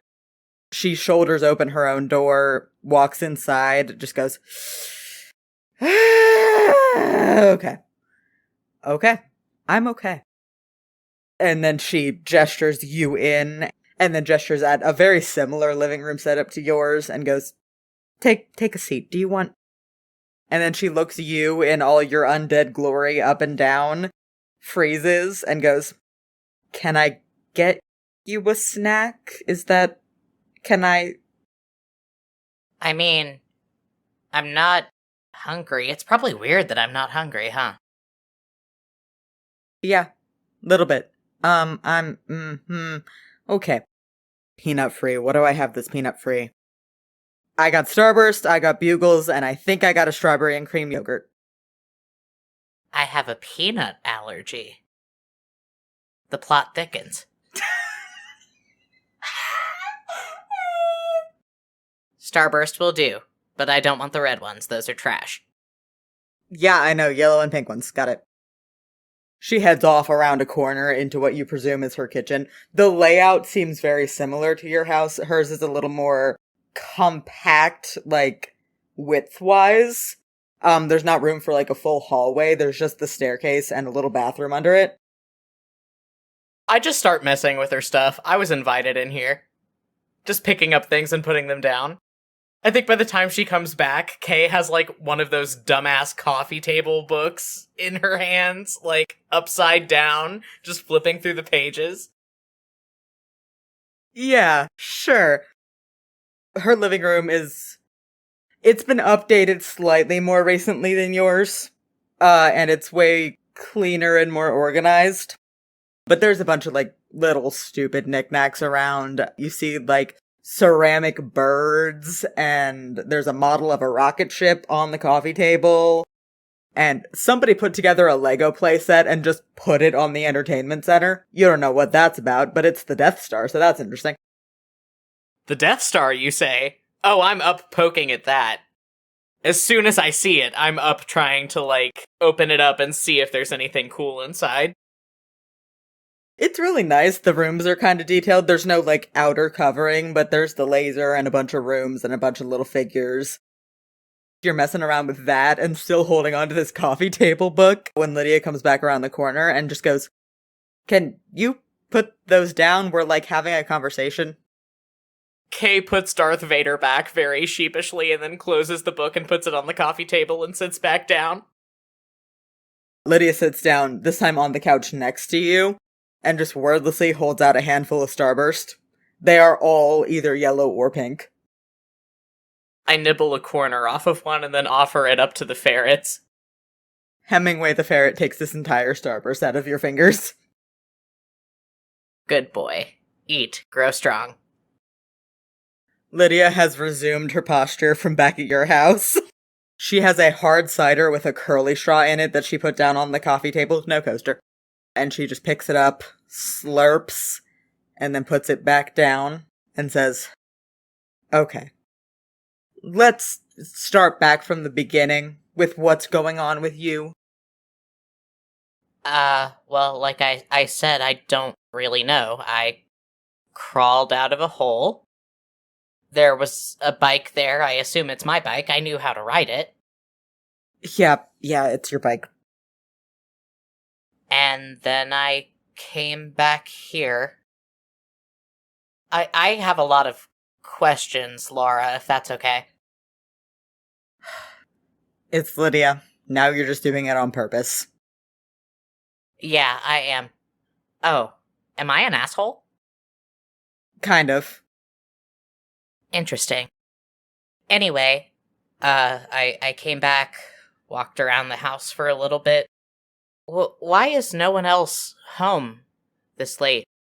It's a 4-bedroom house. Lydia cringes. You're the only person that lives there full time. Your sister officially lives there, but she spends most of the school year in the dorms. She goes to school in Boston, so it's kind of a long commute. Oh, okay. Why are there holes in the... No, I'll figure that out later. I think I might be dead, by the way.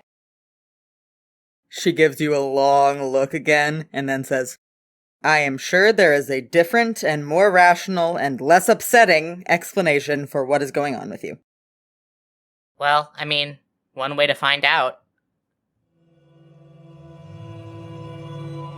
Kay just kind of extends their arm across the coffee table with their wrist flexed so that Lydia could try to find a pulse. Lydia grimaces and then does put 2 fingers to your pulse point.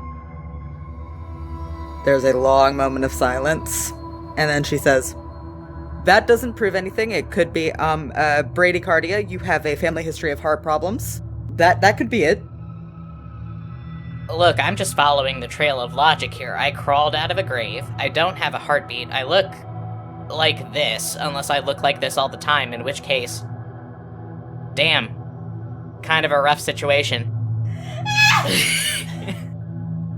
Also, I'm noticing that I'm not breathing unless I have to talk, which is, like, definitely not a normal person thing, right?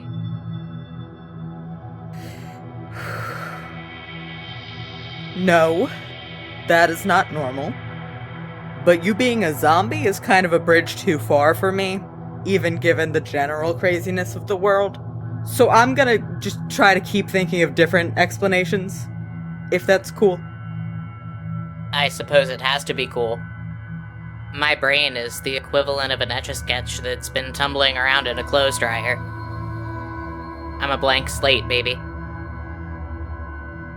Lydia pinches at the bridge of her nose and says, I kinda hate this. I want to go on record that I kinda hate this. Do you have other questions that I can answer? Yeah, a couple. What's with the novelty ashtrays? Do I usually see shit that isn't there? Are my poisonous plants used for evil purposes or just for aesthetic? Who the fuck in my house smokes pyramids? Because I sure don't. Do I play piano, and what class do I main in League of Legends? Because that alone might save me. Lydia looks at you for a long second and says, wow. Okay, your dad collected novelty ashtrays and Star Wars memorabilia. You are a diagnosed schizophrenic. As far as I know, the poisonous plants are just for aesthetic reasons. And I assume you would tell me if it was otherwise. The pyramids are your dad again. You do play the piano, and you main support like you do in every fucking game. Wow. Me and my whole family are, like, totally insufferable, huh? Ooh, I haven't even told you about the Catholicism yet. You're all an acquired taste, let's say that. Kay full body winces and looks off to the side in shame. Ugh, Catholic. Yeah, it's bad. You were, like, really into it in high school, too. It was a whole thing. Ugh, Catholic with repressed gender issues. Lydia actually laughs at that, which is the first time you have seen her not confused and upset since you apparently re-met her about an hour ago. She looks at you and her face softens a little bit. And then the door slams open with a bang and someone yelling, "What's up, sluts?" I grab my knife. Lydia grabs your knife hand and just brings it down and says, "Hey, Augie, we got company." You see, for lack of a better way to put it, a fucking guy. Okay. He's about 5'10"-ish, like a little bit taller than Lydia. White guy looks very similar to her, like very much the same coloration, especially. Very pale, big blue eyes, stark black hair. He has a buzz cut and he's wearing bottle cap earrings, a DIY crop top. There are several necklace chains disappearing into the crop top, sweatpants, and personalized navy blue Crocs. Fucking guy.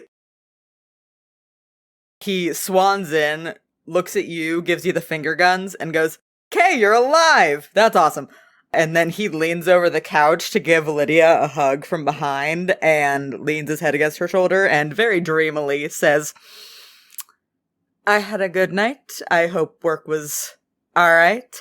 Mom's on a coke bender in Santa Fe. I don't know when she's gonna be home, but she texted me about an hour ago." Okay, this is just further confirmation for me that I am not into men because you, sir, are a splendid creature and yet somehow I still really do not want to fuck you. What is your name? He gives you kind of a weird look and says, "Please never say that to me again." As Lydia says, "His name is Augie, he's my brother, he's something." Is he always like this? He enchants me. Augie really looks at you for the first time and goes, "Okay, I'm a little crossfaded, and I'll admit that. Something is not correct in this situation." I have amnesia, and also I'm dead. Apologies if I managed to offend you at any point in the conversation. Augie looks away from you and at Lydia, who just nods tiredly. And then he looks back at you, and then back at Lydia, and then he stands up, claps his hands, and says, "Okay, I'm gonna get some chips about this." And then walks into the kitchen.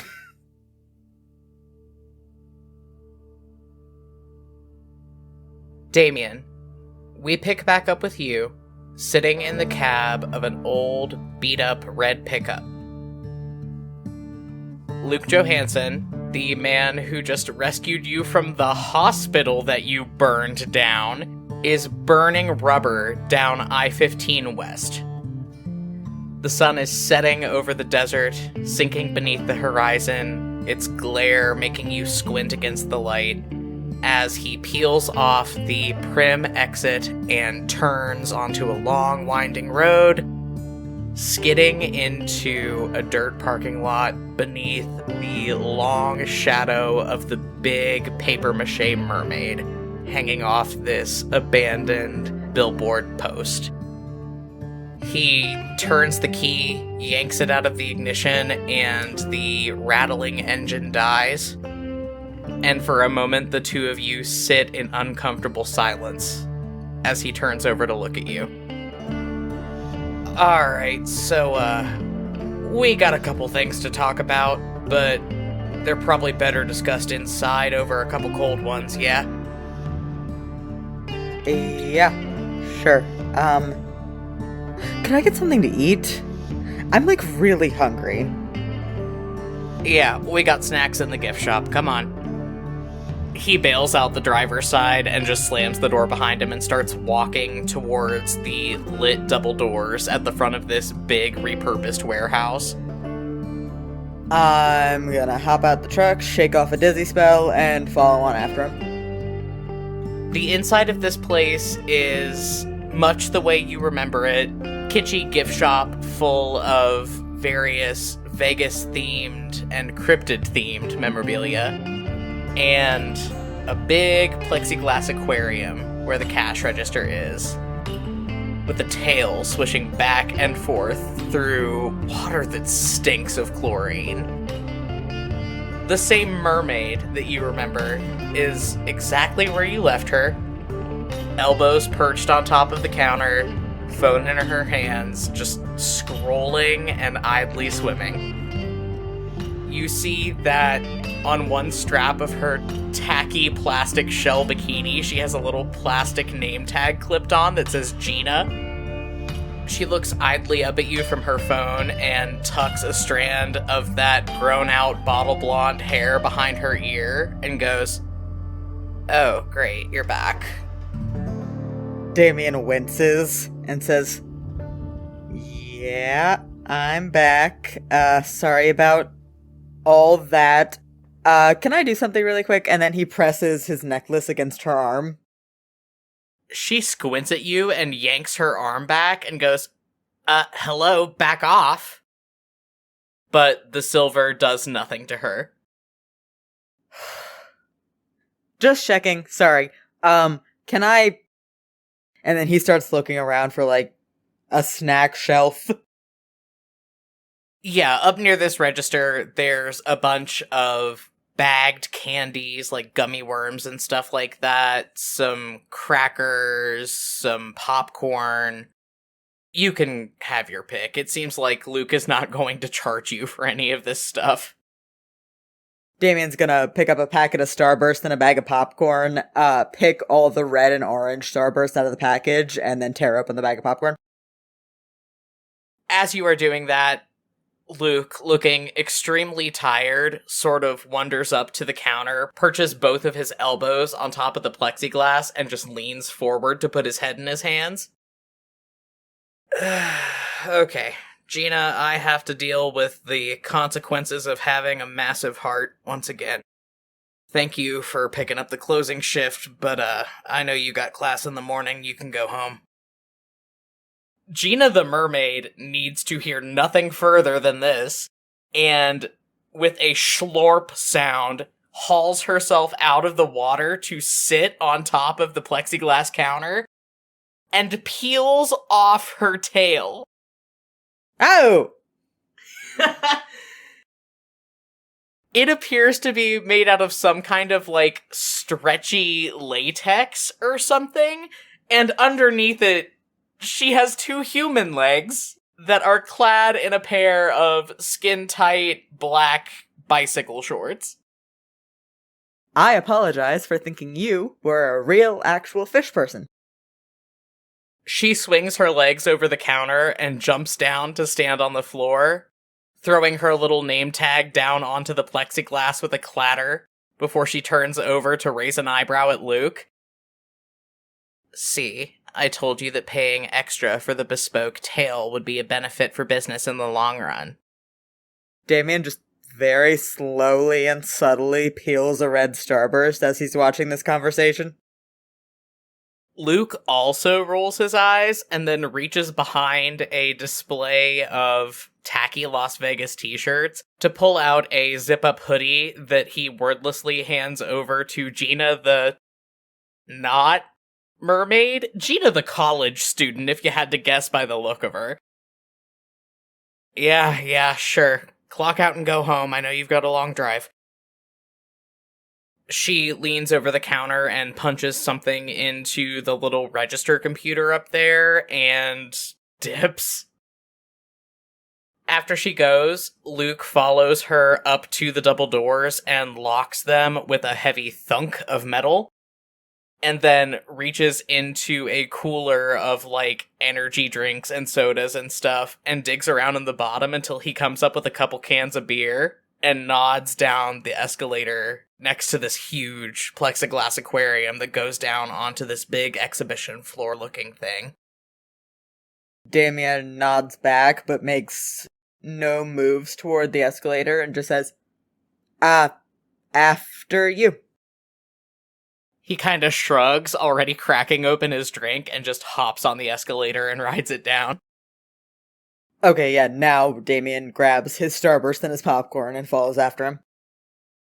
As you ride down this escalator, you get a much more expansive view of the big exhibition floor type thing. It is all tacky, cryptid-themed nonsense. There's like a hokey carnival ride shut down in one corner. There's a couple snack booths along one wall that are shut down for the evening. And everywhere else is just packed full of tomfoolery and jackassery. There's like a taxidermied unicorn that is clearly just a horse. There are a couple of aquatic, weird-looking things floating in tubes of formaldehyde. You follow Luke through this maze of chicanery until you finally come to a little bistro table set under the hulking shadow of what is supposed to be a taxidermied Sasquatch, but is clearly just the pelt of a very big grizzly bear that has had some doctoring done to it. Damien looks around for a second before he sits down at the bistro table and just goes, nice place you got here. Luke scoffs and plunks the unopened can of beer in front of you. It pays the bills. Can you have this legally? What am I saying? You're wanted for arson right now. Fuck it. Damien takes it and goes, what year is it? He looks at you with an extremely skeptical expression. It's 2018, pal.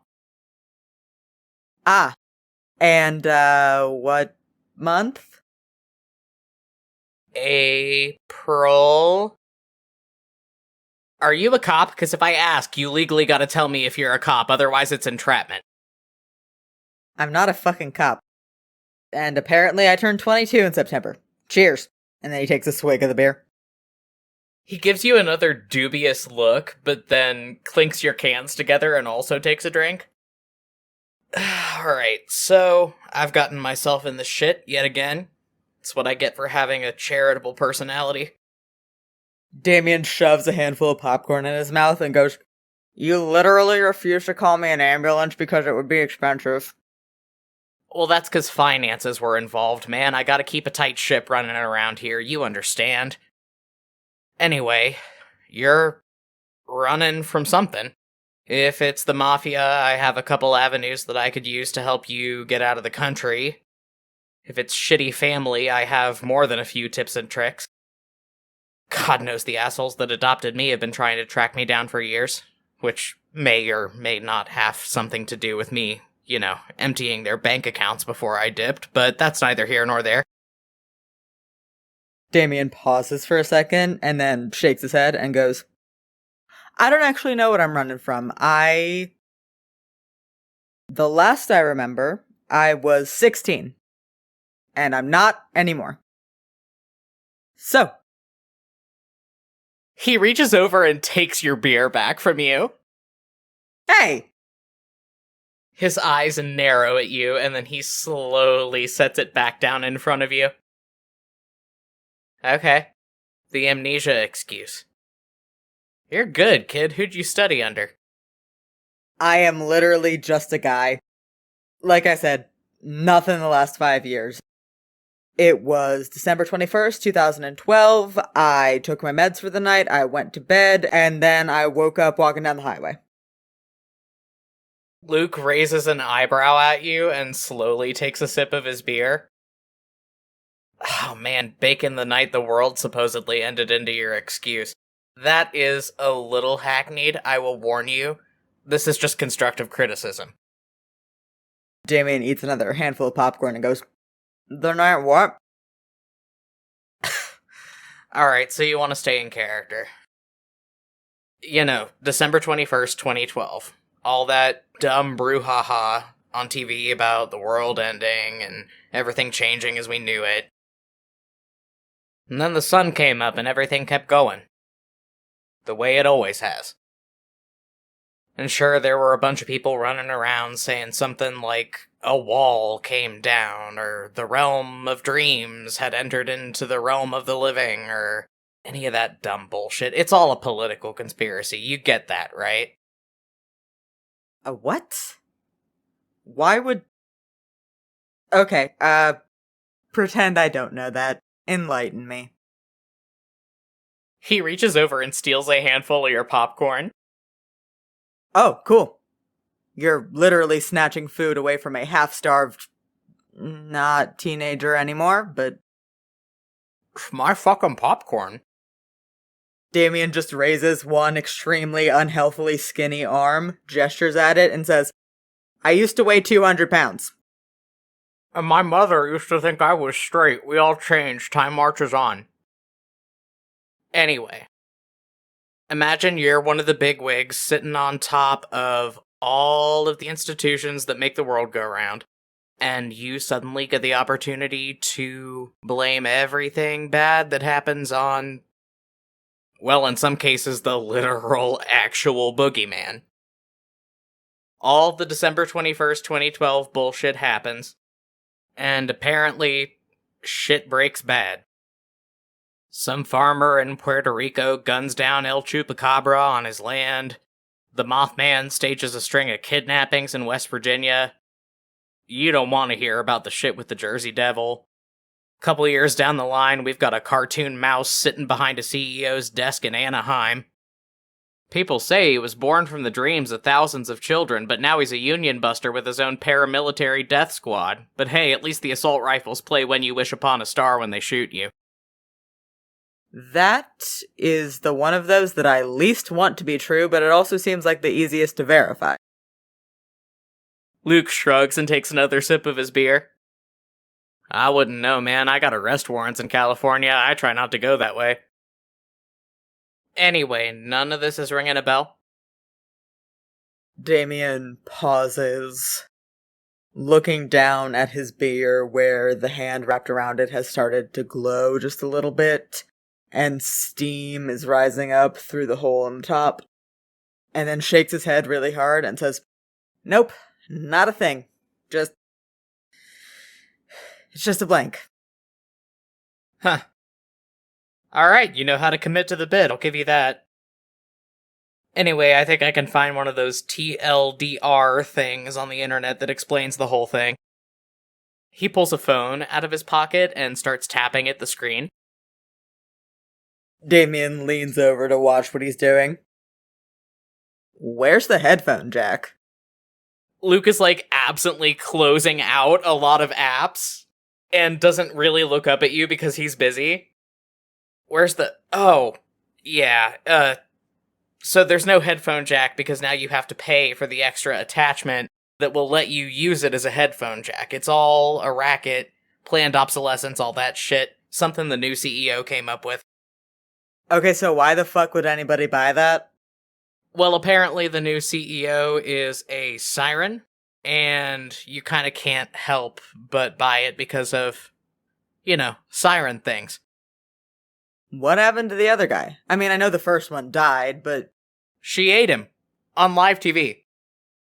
I'm still trying to figure out how they got the CGI in there that fast, but, the tabloids called it a girl boss moment. Huh.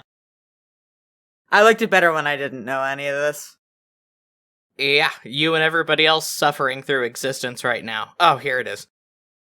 He pulls something up on the phone and just hands it to you, and it's one of those, Tumblr master posts that just says, "The Veil Comes Down, December 21st, 2012, with a bunch of links under it. Damien skims through this master post and then takes the opportunity to hit the home screen and start snooping through this man's phone. Uh-huh. Very interesting. Hey, what's Grindr?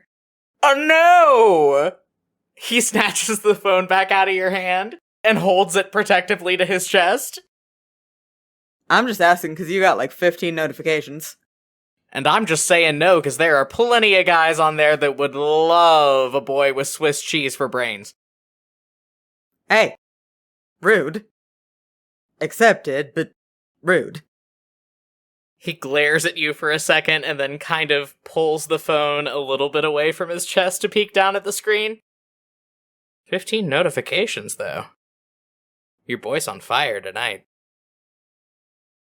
And, Damien, I need you to, once again, roll to read a bad situation. Hey, I don't like that. That was a 6 on the die, but I have +1 to sharp. That's a 7. Thank fuck. Okay. As Luke is checking his Grindr profile, you start to hear baying and barking outside of this warehouse through the corrugated metal walls. Luke rolls his eyes and starts typing something on his phone. Fucking strays. I keep telling Gina to make sure the dumpster's closed. And on a 7 to 9 to read a bad situation, you get to hold 1, and that hold can be spent to ask the keeper, that's me, one of the following questions. What's my best way in? What's my best way out? Are there any dangers we haven't noticed? What's the biggest threat? What's most vulnerable to me? Or what's the best way to protect the victims? If you act on the answers, you get +1 ongoing while the information is still relevant. Damien takes a deep, shaky breath and just looks at the wall in the direction of these noises. What's my best way out? The walls are thin here. You can get a pretty good bead on the direction the sound is coming from. It is coming from the side of the building, getting closer. There are a couple of those big garage doors that you saw earlier, but they exit toward the source of this noise. If you want to dip right now, your best option that's going to put the most distance between you and whatever you're hearing is going to be heading back up the escalator and out through the gift shop into the parking lot. I'm gonna stand up from the table, not take anything with me, just look at Luke and say, man, I suggest you get out of here. I'm going to. And then he's gonna start heading for the door. Oh, he puts his phone in his pocket and gets up and starts walking after you. What the hell are you talking about? Get out of here. This is my place. It's just some dogs, man. Are you afraid of dogs or something?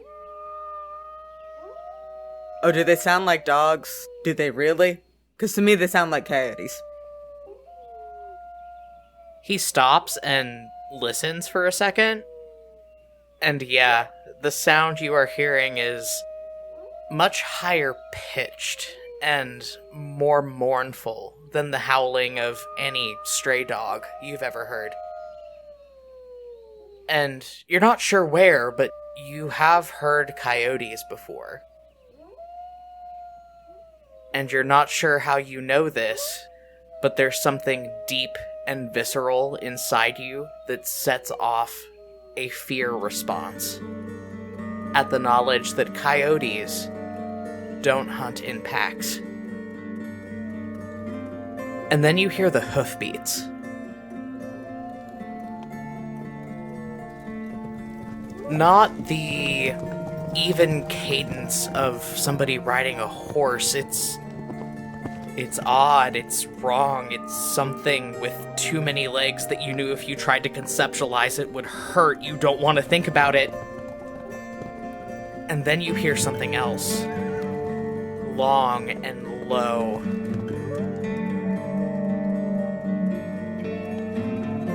The sound of a horn that says the hunt is on.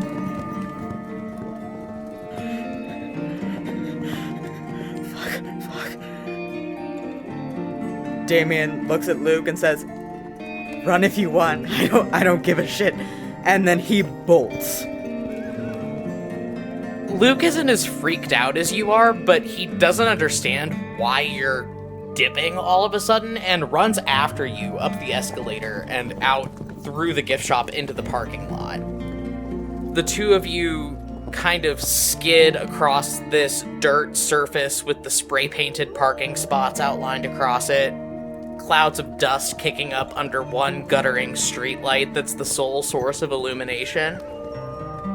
And beyond this small circle of light, the two of you see shadows. A writhing, unnatural mass of shadows colliding with the garage doors along the far side of this warehouse.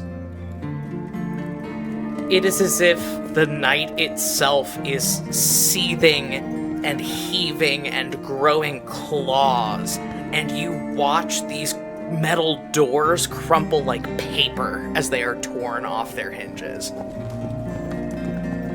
Next to you, Luke's eyes go wide, and you hear a jingle as he yanks his keys out of his pocket. Fuck, truck, go! Yeah, I'm going. I'm running to the truck. The two of you pile into this beat-up old red pickup, and you hear the ignition squeal as Luke cranks it and stomps his foot down on the gas pedal. Burns rubber out of this parking lot. And you can only watch in the rear view as the night grows more and more and more claws, growing bigger, so big that it even dwarfs the papier-mâché mermaid swaying atop the billboard pole in the desert breeze, closes in a vice around Johansson's eccentric emporium, and pulls the whole building down into the dust until there is nothing left behind.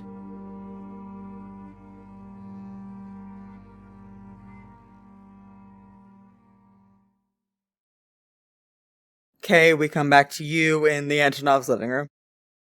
Augie Antonov, who you now know is 3 years older than Lydia, and kind of a mess, he has given you no other information, is sprawled across the seat that you and Lydia are not sitting on, staring at you open-mouthed as he twirls the chain on one of his necklaces. You see the charm sliding back and forth on it. It's a little Hamsa. And he goes, "Huh.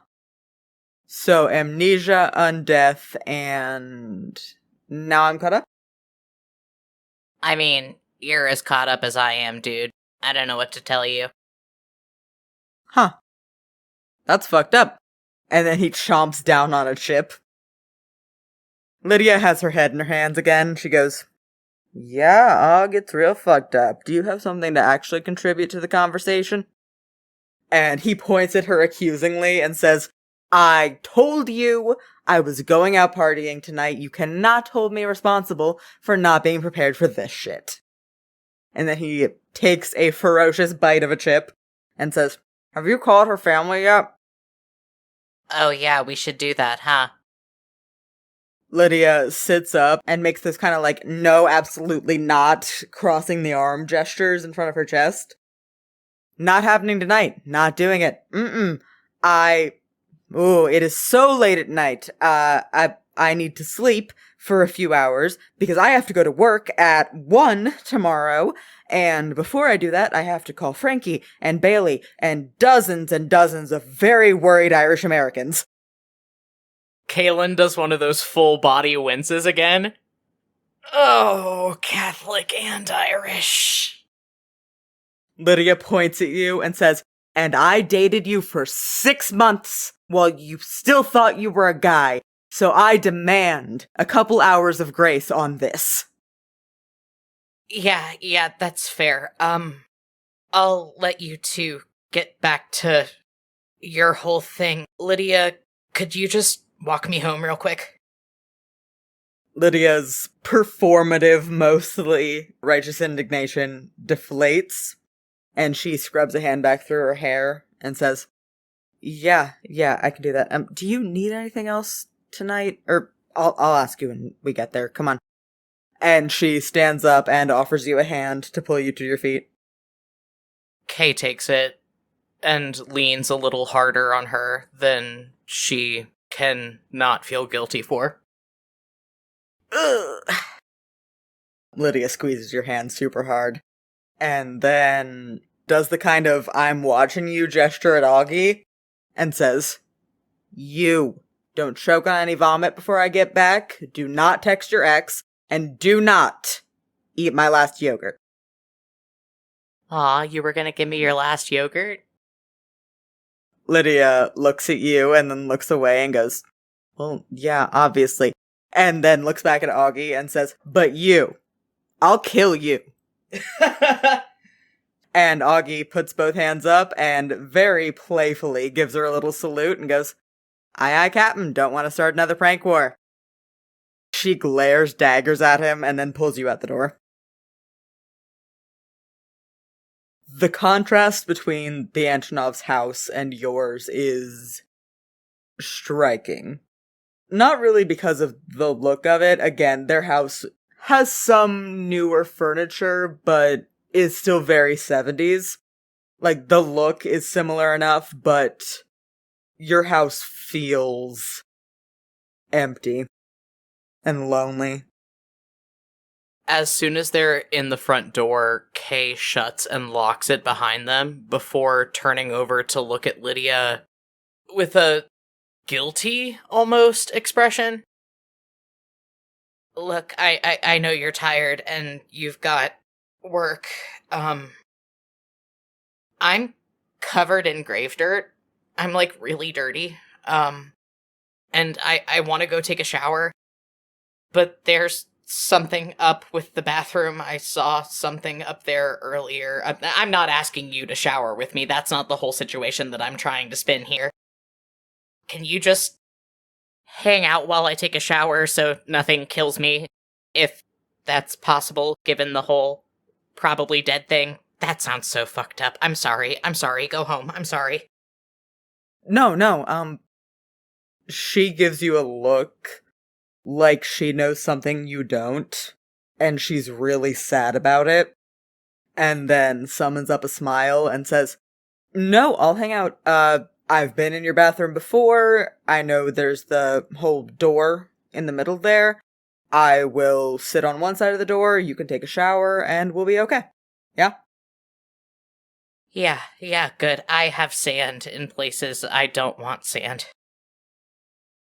She's gonna go upstairs and rifle through the linen closet or whatever, grab a towel, and go take a shower, literally looking over her shoulder like every 5 seconds. I think Lydia sits down on the other side of the door with a thunk, and she just keeps up a stream of chatter the entire time you're in the shower. Nothing out of the ordinary happens.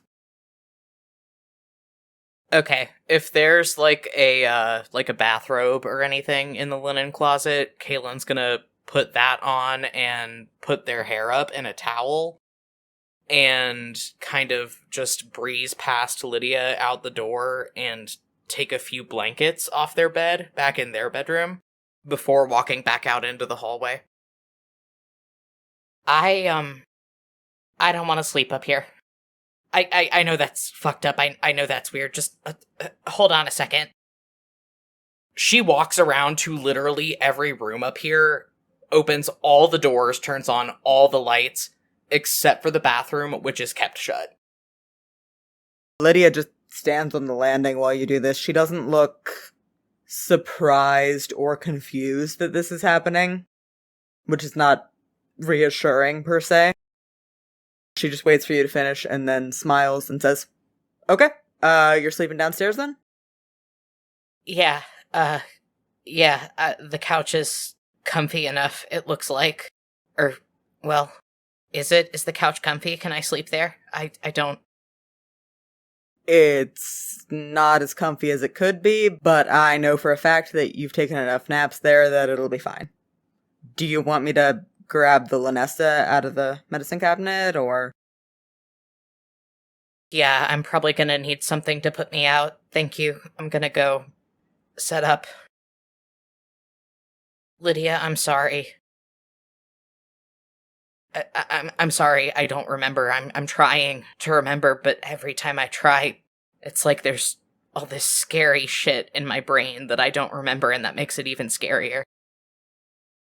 Hey, it's okay. I'm really sorry. This is scary and stressful for you. I can only imagine.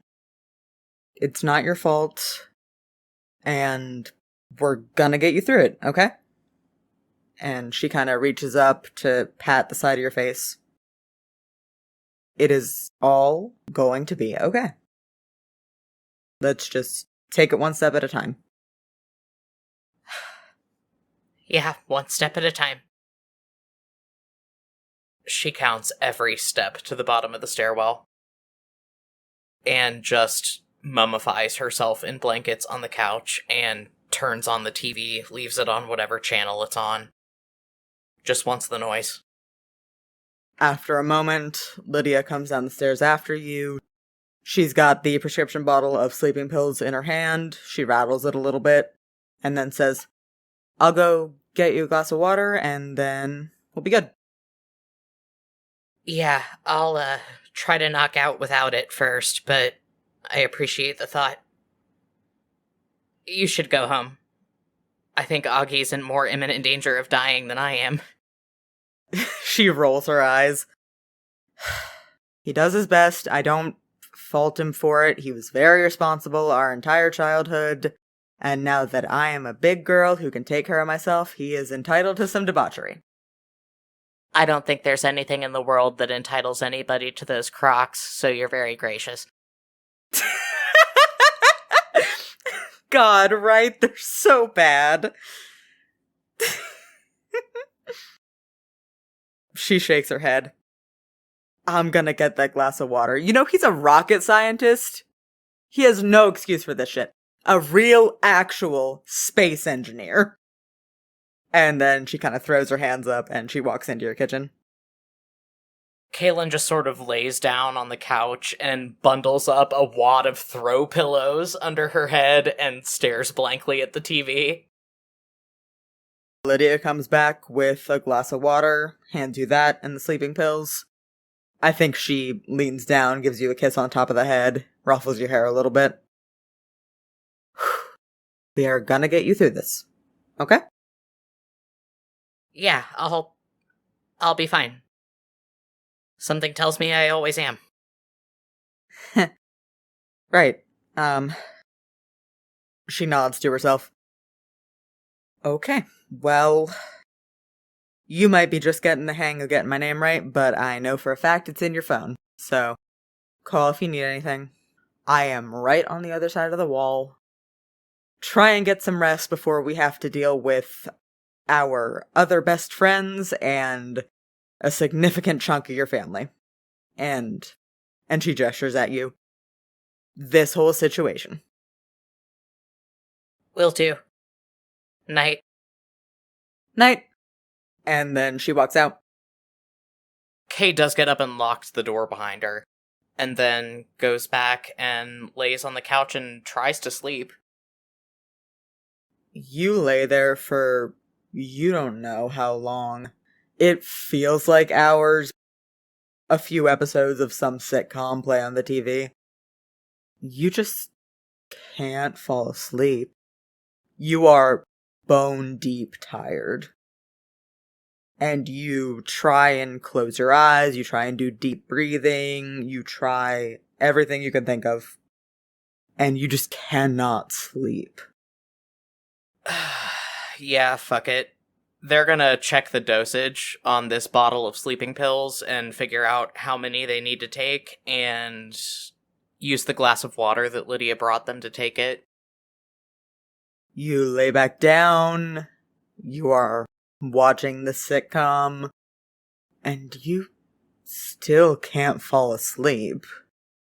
You drift a little bit, not asleep, but trying not to focus too much on the TV. And as these sleeping pills take effect, you stop being able to move. But you still can't fall asleep. You are just laying there, frozen, as this stupid laugh track goes off on the TV. And as it fades away, you hear the sound of someone choking and coughing, something wet and viscous. And as you move just your eyes to look at it, you see a shadow go from standing to all fours on the ground, just making those choking noises, trying to throw something up. It looks like just this hulking, big shape. The TV lights up a little bit more, and you can see that this is a person choking and gasping on all fours on the ground.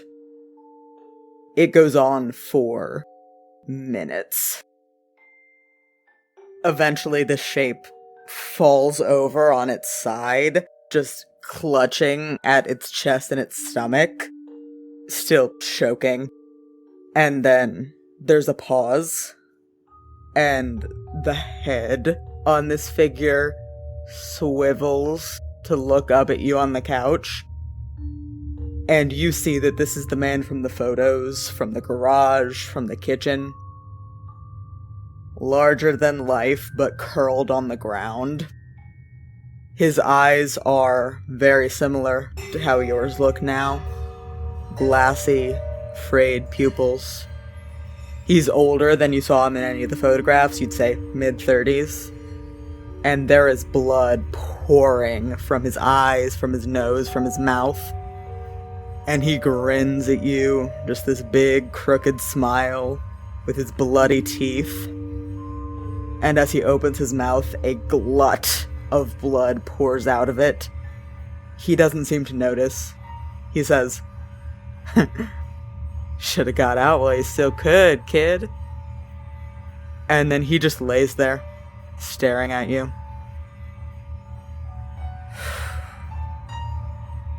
Kaylin can't move. She can't even open her mouth to scream.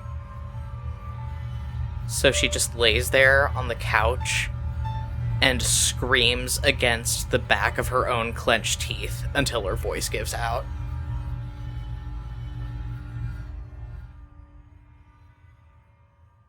And that is where we're gonna leave you this episode. Welcome to Campaign 2, everybody! Happy Halloween! Oh god! Oh god! Oh god! We'll see you next time. On Compelled Duel!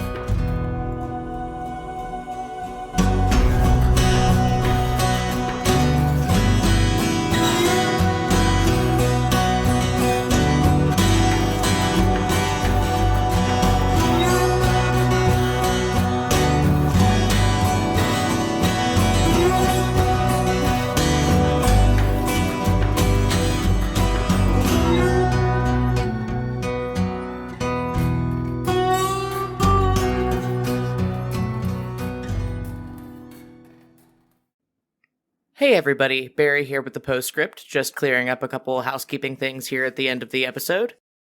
Welcome to Campaign 2, we're so excited to have you. As you can see, we're doing a lot of really interesting new things with this campaign, we're experimenting a little bit, we're trying new stuff. One of those things is actually an interactive portion to the campaign that you can find on all of our social medias.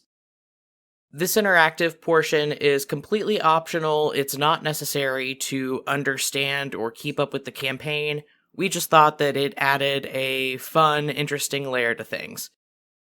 If you'd like to participate, you can find us on Twitter, Tumblr, and TikTok at Compelled Duel, and we tag everything for this sort of ARG interactive element with hashtag CD Desert Song.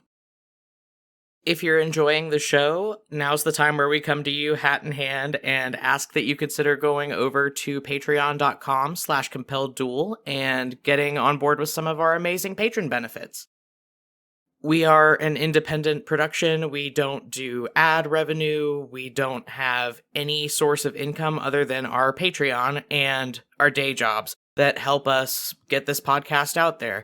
Be that paying hosting fees, paying for our soundtracking websites, paying for transcription services, all kinds of stuff. So if you're interested in being part of the magic, starting at just $2 a month, you can get access to lots of really cool perks. You can get stuff like early access to episodes, access to exclusive bonus content, access to patron-exclusive playlists that we put up on our official Spotify account, and even letters and secret codes from your favorite character every month. Other ways to support us include leaving a review on Apple Podcasts or Spotify, because that helps get the show promoted, get our name out there. Or, even more importantly, just telling your friends if you like what you're hearing.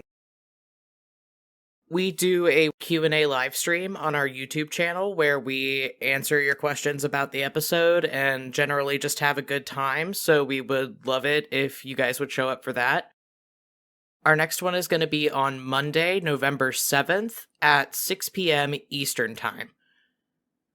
And in regards to the next episode, we are moving to a bi-weekly release schedule because, as you heard in this episode, things are a lot more involved with the sound design, the episodes are longer, the turnaround time on editing is just longer now.